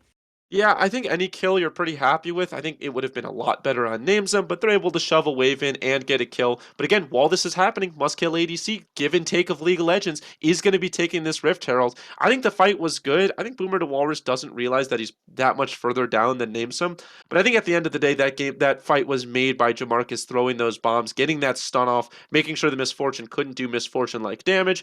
But Must Kill ADC is going to pick up the Rift Herald on the back end of it. So you have to call it a 1-for-1 in terms of objective to kill, because he doesn't take that if he doesn't know that there's so much pressure bot that they burn so much bot. Definitely the case, and it's going to be a little bit more gold for them to claim once they get the opportunity. Nearly a 5k gold lead this early on, going to the side of 1Life2Play. So much of it is centered on must kill ADC. So he's had a very clean game so far. Want to make sure that he doesn't get too antsy with this paranoia. If he dives too deep and ends up giving up some of that gold, a lot of that lead is going to get erased. Yeah, there's a huge bounty on his head, I think, in terms of the gold difference, but also just in terms of the game state. If Must Kill ADC dies, I think a lot of the pressure across the map is negated. I think right now it's almost the fear of Must Kill ADC rather than Must Kill ADC himself that's dictating this game. It's just the idea that he could be there. Obviously, he's only one champion. He can only move at, so much speed, but it's the idea that, oh, we don't know where he is. You talked about it earlier. So if he does die, I think that the map swings more than just his gold matters. Yeah, you're definitely right there. Especially when that paranoia is up, he can close so much distance so quickly. You just have to give him the respect that he deserves. Dracos now on the bottom side, potentially open up an opportunity to make some plays here. In a more even game state, when you have Dracos nearby, you feel more comfortable playing aggressively, even with that paranoia up. But as we just saw in mid lane a couple minutes ago, that's not the case this game. He's so much stronger that even with Dracos, it doesn't really matter. Yeah, and we haven't really looked towards the top lane that much because not really a lot has happened. But slowly but surely, Senior Ice is also whittling away this top turret. I think normally you would want your jungler there to make sure that you don't lose it so early. Rexalis is just not able to do anything, and right now they might be looking for a dive on him. Yeah, it looks like they're sending 4 men into the top lane. Here comes the paranoia. They are going to have Dracos there for the attempted response. Senior Ice gets slammed into the wall. He gets taken down. It's a 1-for-1 so far, but they're going to make that into a 1-for-2 as Super Big Ego arrives. But what is he going to really be able to pick up here? He just doesn't have the damage output, and he's running right into Must Kill ADC. Another Mever move, just not going to be enough, though. He steps up too far away from his turret, and he will drop to the jungler from 1Life2Play once again. 12-4. They just keep building up their lead higher and higher. Nasum looking for a play in this bottom lane, but Bullet Time will just clear out the wave, and they have to step back. Yeah, it was just a fantastic tower dive right there. I'm not gonna lie, I was biting my nails a little bit when Senior Ice fell so early, but when Must Kill ADC is just able to put out that much damage, it doesn't really matter. The paranoia made sure that it was not a good play for the side of Cupid Esports. They didn't feel comfortable walking up. Dracos felt completely away from Rexalis for the entire fight, and so it was a fantastic tower dive. Meanwhile, in the bot lane, they wanted to get something back. You saw that Nisum used his Gale Force early on to possibly try to get a root, get some damage off, maybe even get a kill, but the bullet time just made sure that they couldn't even get the tower. So a really good job, Boomer to Walrus. I keep singing his praise as a weak sider, but he's doing so good at negating all of the damage that Nimesum can do, and all that Nimesum's really getting, as I'm gonna have to stop right now. Over the wall again, Super Big Ego trying to keep himself safe as long as he can. Pops the Demonic Ascent, is actually managing to escape from this one. He did, of course, have to expend the flash, and they're not going to get anything back, but at the very least, they don't die to this round of paranoia. But now he's low, he's summonerless, he's altless, he's going to have to recall, and they're probably going to have to give up this dragon. Yeah, and look at the all cooldown on Must Kill ADC. He's going to have it back up in the next 30 seconds. Obviously, with the dragon up right now, you'd like it for that, but the damage is done. You know that the Swain isn't going to fight there. I just want to continue on my one more point. You would hope that Nimesum was up a lot more. He's not. He's got 30 gold difference and an assist on the other ADC. So Boomer to Walrus is doing a really good job, but they were able to get the dragon off of that initial engagement, and it just goes to show that kills don't really mean everything. It's just the pressure, as now they're pushing that pressure onto the bot side. Yeah. One thing that can have a big influence here is that Zillion. They have a lot of single target burst over on the side of 1Life2Play with the Nocturne Vex combo. If they can save whoever gets targeted with that, bring them back, and keep the fight going as sort of a 6 versus 5, that's an opportunity for them to get a little bit more ground back in this game, but a lot of these circumstances are going to have to line up perfectly. They're so far behind that they can't afford anything to not go exactly as they would draw it up. Yeah, and you have to be a little concerned about bullet time as well, right? Because you're dealing so much with Must Kill ADC, you're dealing with the Kaipo, you're dealing with Senior Ice, and then suddenly your health bars are just depleted because bullet time has been raining on you the whole time. I mean, you have to bring an umbrella for this bullet time. It's just completely going to rain all over you. And so that's going to be a concern for them because as much as they would love to get this misfortune out of the game, she's only slightly behind. And so that's a huge issue. I think also a huge issue is the 7,000 gold lead as it stands right now. Yeah, for sure. And getting a little close to 8,000. I mean, a couple hundred more than the 7,000 at the very least. Definitely going to be making these fights a little bit less fair than they would otherwise be. The Baron's been started up by 1Life2Play. Senior Ice alone, creating a lot of distance. They are going to spot out that it's been started using that Vision of Empire, but do they even have their jungler over here in time? Is he going to be able to find a slot in there? Knocks him away there with the use of that hammer, but can't find a way into that actual Baron pit. Instead, they're going to look to focus a little damage onto Senior Ice. Paranoia gets popped. That's the signal to back away, and it's a free Baron for 1Life2Play.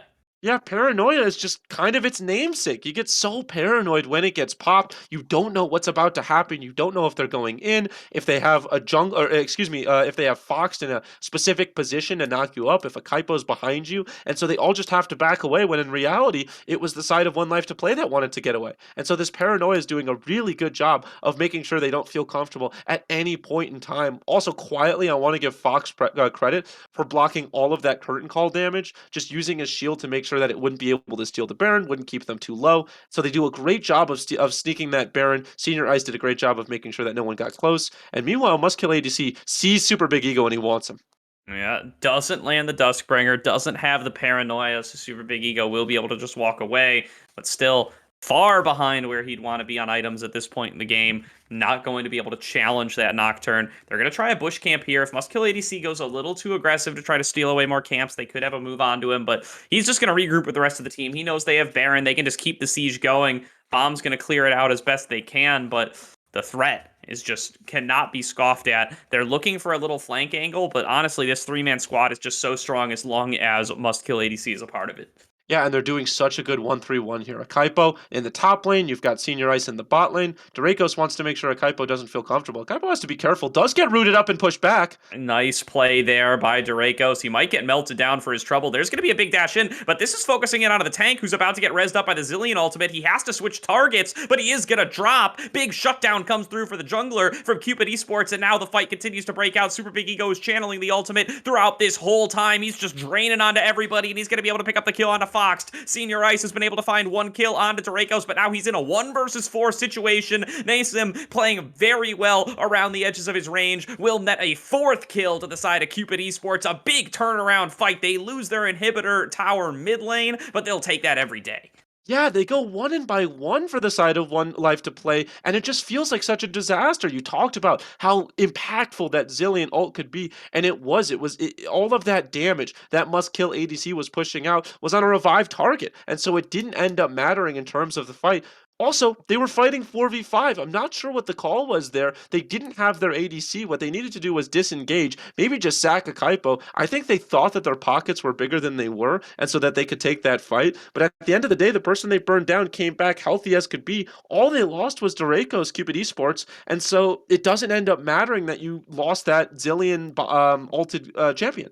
And so at the end of the day, they fought a 4v5. They lost a 4v5. They gave over a bunch of bounties. They lost top turret. It's a huge disaster. The gold's still there, but it's been whittled down to 5,000.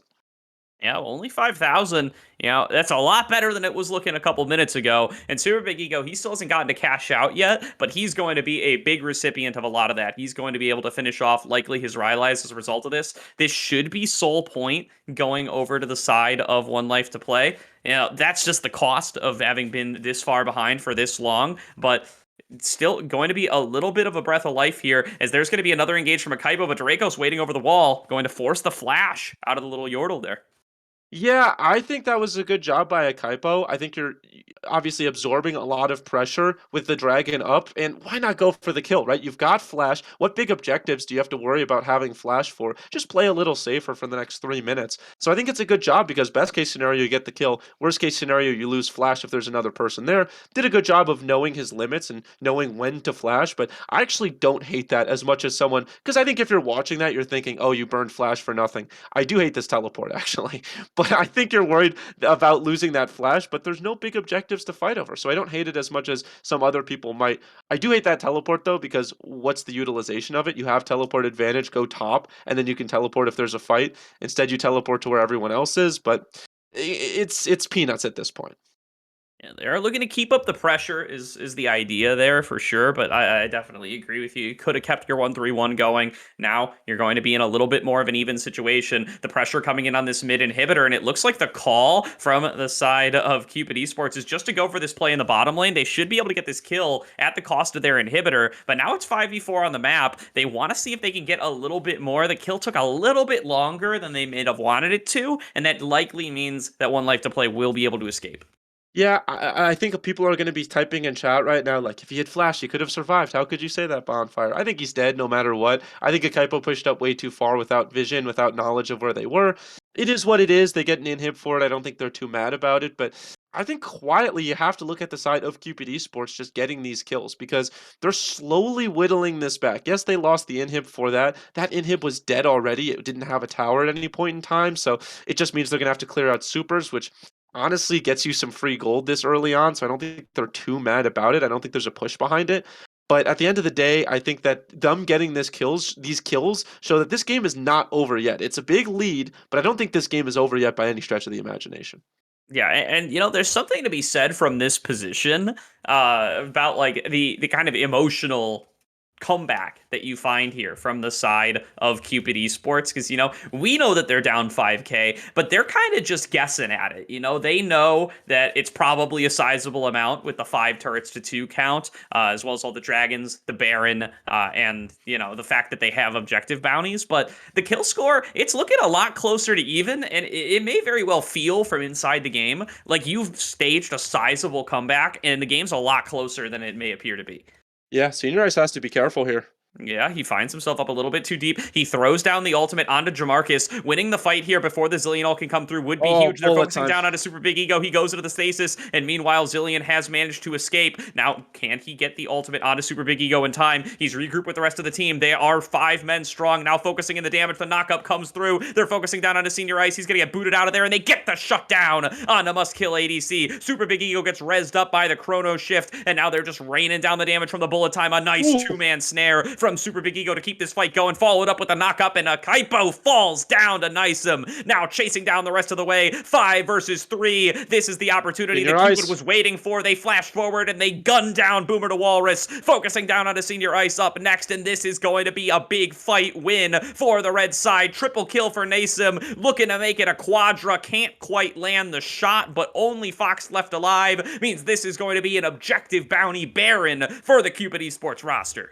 Talk about a hell of a counterpunch there from Cupid Esports. A fantastic job of just eating all of the pressure. They burn out the paranoia. They burn out the ultimate from Senior Ice. And I think perfectly was Jamarcus saw that Senior Ice was going to ult him, was able to survive in the death realm without using his ultimate. He saved his ultimate until he got out of there, and they must have thought that he was going to use it into the death realm, doesn't end up using it, and he was able to survive and give his ultimate over to someone else, and they were able to then obviously be revived, and they won the fight in dominant fashion. That's the Baron as well. This lead that was once almost 8,000 is now about 500, or excuse me, 1.5 thousand. So it's not what you want to see if you're the side of Cupid Esports, or not Cupid Esports, excuse me, 1Life2Play. And with the dragon up in 30 seconds, I think the game gets decided on this.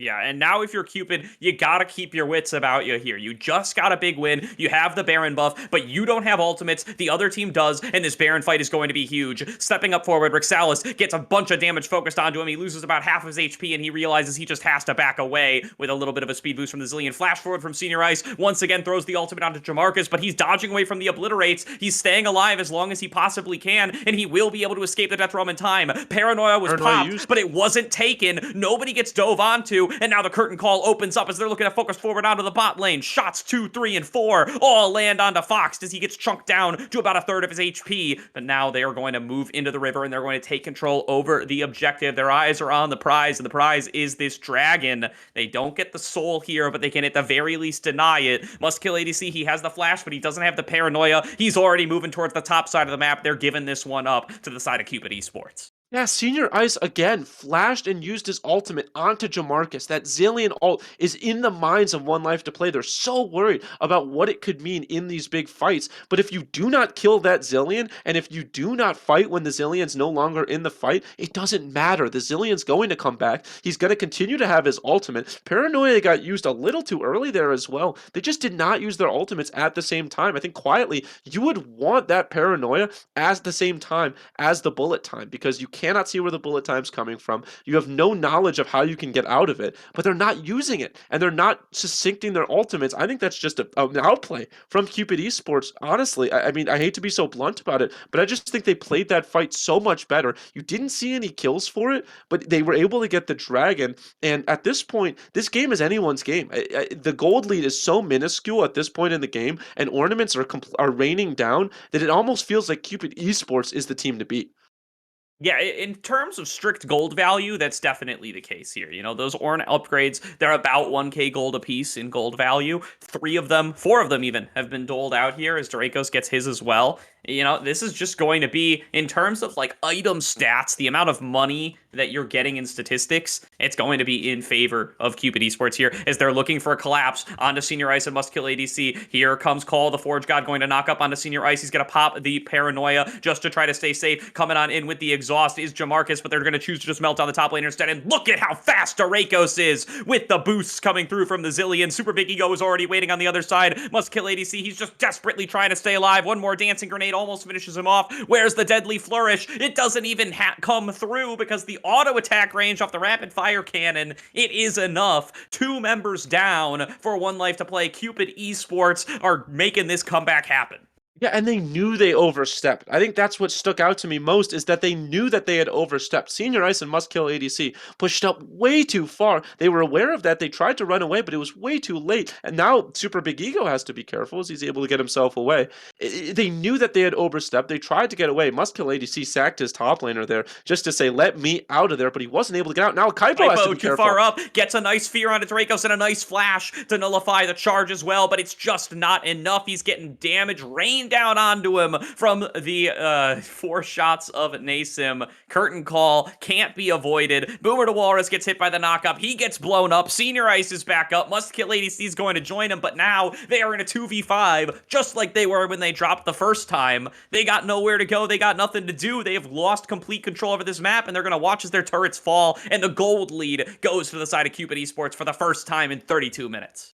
And why is a Kaipo walking there? I cannot wrap my mind around why a Kaipo would walk there, as now they have to be careful as, again, they're walking up so far with the CC. Senior Ice takes some damage, wants to kill Rexalis, but again... CC coming through. He's going to throw down the Death Realm. It looks like he chose Dracos, so not much going to come of it. Neither party's going to end up going down. Paranoia gets popped once again with no opportunity to engage. Senior Ice is just getting melted down. Super Big Ego in the middle of everybody. No Paranoia means no threat to Nasim, who's just going to keep stepping forward and keep gunning folks down. Gets one more shot off the rapid fire cannon to take out the Nocturne. Gets res back up as soon as a Kaipo can find an angle onto him with the Shadow Surge. A Kaipo now going to get snared as soon as the stasis ends. Going to get blown up as Nasim goes legendary, and he's just running all around this base, taking every member down. He will get shut down by Boomer to Walrus, who has a big opportunity to try to save this game for his team. Otherwise, it could be over right here. 2 shutdowns for the Misfortune, 1 on each carry, and low health bars across the rest of the board. Jamarcus likely going to fall down next, but he's pretty quick and will be able to escape in time. Rexalis and Dracos, they take the mid lane inhibitor turret. They disengage.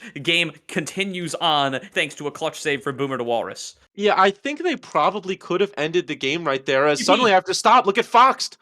Okay, Fox using his spellbook teleport to try to get the cutoff. There's another teleport being channeled by Senior Ice. Rexalis will probably be caught here, and he will probably still be dead once the dragon comes up. A big power play opportunity for the side of 1Life2Play here. They pop the Paranoia. The flash from Rexalis, though, he wants to escape from this, and he might just it. Another teleport from a Kaipo. Where's the rest of the team? Will they be able to bail their top laner out of this one? Rexalis, he can't get caught by anybody, and he actually makes it out of there. 3 teleports blown, trying to cut off the Ornn, and none of them find their mark. And they need to go to Dragon right now. They need to go to Dragon as soon as it's off spawn because Rexalis does not have teleport. He's going to be at this health bar, but he just healed it all back up. I was unaware of his healing possibility, and it doesn't end up mattering. That's going to keep him up almost to full, but they're burning it. Fruit. I think he also ate some fruit. That's some good fruit right there. I could use some of that. All right, here comes Durakos, gonna be in here in time to go for the 50-50 smite. Must kill ADC, jungler one-on-one, must kill ADC. He gets the Dragon Soul for his team, but what about the follow-up team fight? Super Big Ego is doing so much damage to everybody on the map. They take out 3 members, Senior Ice and Must kill ADC. They have to find a way to make it through this fight, but they just can't do it. Must kill ADC drops in Senior Ice now in a 1 versus 4 situation. They got themselves the Dragon Soul, but if Senior Ice can't find a way to save the base, he's not going to be able to utilize it in any way, and he can't even get the recall off. He's getting chased across the map by the time, man. Jamarcus will keep these recalls interrupted, and it's going to be a 2-0 win for Cupid Esports in a bananas comeback in game number 2. Yeah, that game was so close as they hit the Nexus right now to end the game. Congratulations to Cupid Esports. That game looked like it was done and dusted, and they brought it back from the brink through outplays, team advantages, winning fights, ults. I mean, really anything you could talk about. It really didn't feel like there was anything that 1Life2Play, excuse me, did wrong. It was almost just an all-out play. They played it so well, and Cupid Esports shows that they deserve this series as we bring back Slayer. Slayer, what was that? That was what we call in the business, ladies and gentlemen, a certified banger. There's no way to put, there's no other way to twist it. It is just a beautiful comeback. Gordo put it perfectly towards the end of there for everybody at home. This gold lead was nearly approaching, I was tracking it, it peaked at about 9.2k for the side of 1Life2Play, but at the end of the day, man, what else do you have to say, Gordo, but what a comeback? Yeah, I mean, I don't actually have much else to say, but what a comeback there, but I can certainly try my best. Do have to give it props to the bottom lane there. Mental of steel as the game is just crumbling around them. Their top side is griefing them hardcore here. And they managed to, you know, come out with like a 30 to 40 CS lead. They show up to the team fights. They do their job. They don't get tilted. And I really think they hold a huge amount of the credit for being able to pull them back into this one. Some clutch ultimates from Jamarcus to keep some crucial targets alive in the team fights. And just some great positioning from the Jhin to be able to keep the damage out and end up with this ridiculous legendary scoreline. Now, Bonfire, I know you have a lot to comment on with your prediction, but we have so many replays to run through for such a banger match. I'm going to go over to you for this first one because I know you're going to be happy about it. 1Life2Play, they were rolling early. Yeah, 1Life2Play did everything right, and a lot of that comes down to must kill ADC. The mid jungle was just so strong. Akaipo absorbs so much of that pressure. Durakos tries to get away, but must kill ADC at this point was so far ahead. 5-0-3 those kills gave him. And so it was just a really strong mid jungle matchup in that early game, and that was kind of the story of the game early on. It was the mid jungle. It was this Nocturne absolutely causing havoc across the map.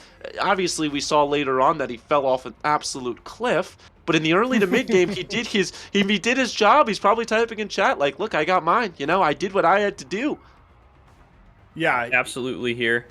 And, you know, I think our next replay is going to be the moment it starts to go wrong, because the problem with putting all your gold with this Nocturne is he has a button that puts him in the middle of the enemy team, far away from anybody else who's going to be able to help him. And if you push that button at the wrong time, you can end up giving up a huge amount of that gold lead. Yeah, you certainly alluded to my point, Gordo, because we have so many replays to go through. We're going to move on to our next one here. You alluded to the point, you foreshadowed it. Run me through how this one play for the top side really went wrong for 1Life2Play. Yeah, they just overcommit here trying to defend Akaipo. He gets caught out, he's too far up, and you know what? This is just the team that's massively behind, scraping back a couple hundred gold, but they commit everything to try to turn it into a positive play. You can see Must Kill ADC so far away from the rest of the team, ends up going down, clutch Chrono Shift to get Durakos back alive, and Super Big Ego, they just have no damage focused onto him because of everything that they pumped into the Poppy, that he can just keep channeling the entire fight all the way through, and of course Nazem as well. I'm sure his damage numbers were ridiculous in this team fight. Yeah, beautiful way to put it. So that was the first little instance we saw in this banger of a game where it was starting to slip back towards the side of Cupid Esports, and Bonfire, it all really revolved around that chrono shift, how clutch they were across multiple fights for Jamarcus. Yeah, Senior Ice did a really good job of trying to make sure that that chrono shift couldn't come out. The Realm of Death, he constantly used, even flash ulting onto this Zillion, but at the end of the day, it was always still up. He wasn't able to kill the Zillion. And I got to throw this back to you for this replay because I want to hear what you have to say about this fight. Yeah, I was actually going to take this one over as the replay. Risen Replay God, I like to claim myself. Here comes the new strategy from 1Life2Play. It's Senior Ice. He takes Zillion into the Realm of Death, and they're like, all right, let's jump the carries before the Chrono Shift can come back. And they jump on top of Super Big Ego, but he survives the initial onslaught, and the re-engage with this composition is just so powerful. They get on top of this Nocturne. The Chrono Shift is still available. They drop it right there on Super Big Ego before he drops. The first kill goes on a Nocturne, and from that point on, these extended fights are all up for this Heartbreaker Cupid Esports squad. You see the curtain call come out from Jin long range. It is easy pickings with that Braum wall down, and they're able to just re-engage with some nice knockups and snares, and they end up, this one runs for a while. No, I'm spoilers alert, but they end up taking, I believe, 4 of these kills. Namesome really stamps himself on this game on this kill. He's already 5-0 by this point. I believe he ends with a triple kill. Yep, even flashes the champion mastery as he chased down Foxed. That was, not only a new strategy that didn't necessarily work for the side of 1Life2Play, Gordo, and Nasum just going absolutely brazy. No easier way to put it. Yeah, and a great use of the buddy system in that fight from the side of Cupid Esports. They have their Zillion sucked into the Death Realm. He's not going to be able to use Ultimate, and immediately the 2 carries split from one another, but each one is with a frontliner. They have the Ornn backing up Jin, and they have their Poppy backing up the Swain. So when Nocturne pops his ultimate and goes in for a target, he probably picks the wrong carry, but because Stopwatch was available there for Super Big Ego.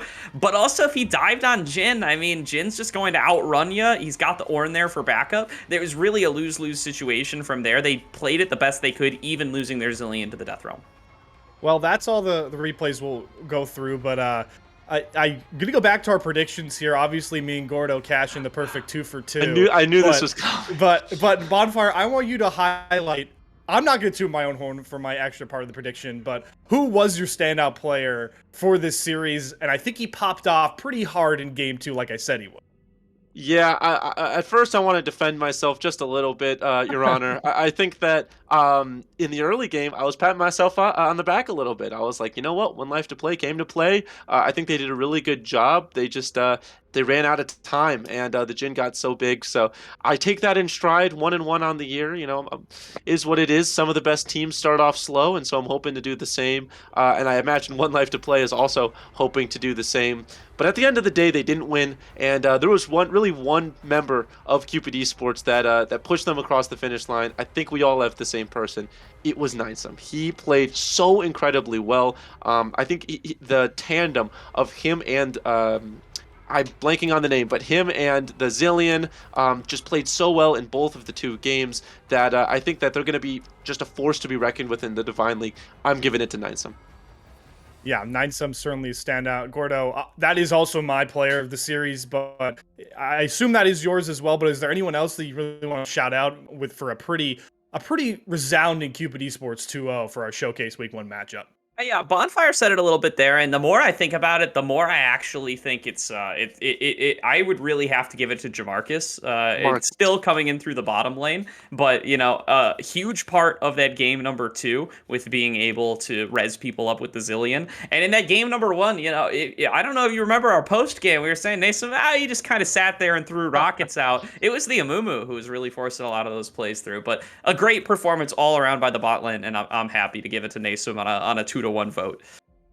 Yeah, well, the big resounding stamp of approval from this absolutely stacked analyst desk is that the Cupid Esports bottom lane is not one to mess with going forward. Unfortunately, with that 2-0, it's going to close out our fun little broadcast here for the initial Week 1 showcase of the Divine League. Special shout out once again, in case you're just tuning in somehow, First of all, that's a mistake. Second What are of you all, doing? it went 2-0 the way of Cupid Esports over the 1Life2Play team. So congratulations to them. They'll be moving to 1-0. But we still got a ton of Divine League action set for the entire fall split. Risen's also running Draft League on Fridays. You got pre-made Dominant, pre-made Rampage on the weekends. So you won't be missing Risen for too long if you stay stuck to their Twitch, their Twitter as well. Quickly, I'm going to shout out, of course, Gordo on the play-by-play. Amazing job, Bonfire stepping in on color. And we can't ever forget the production god himself, Caddy, behind the scenes, who's helping this look so spick and clean. So, for the last time here, this has been week 1, the Showcase Divine League. Have a great rest of your evening, folks. We'll see you on the other side.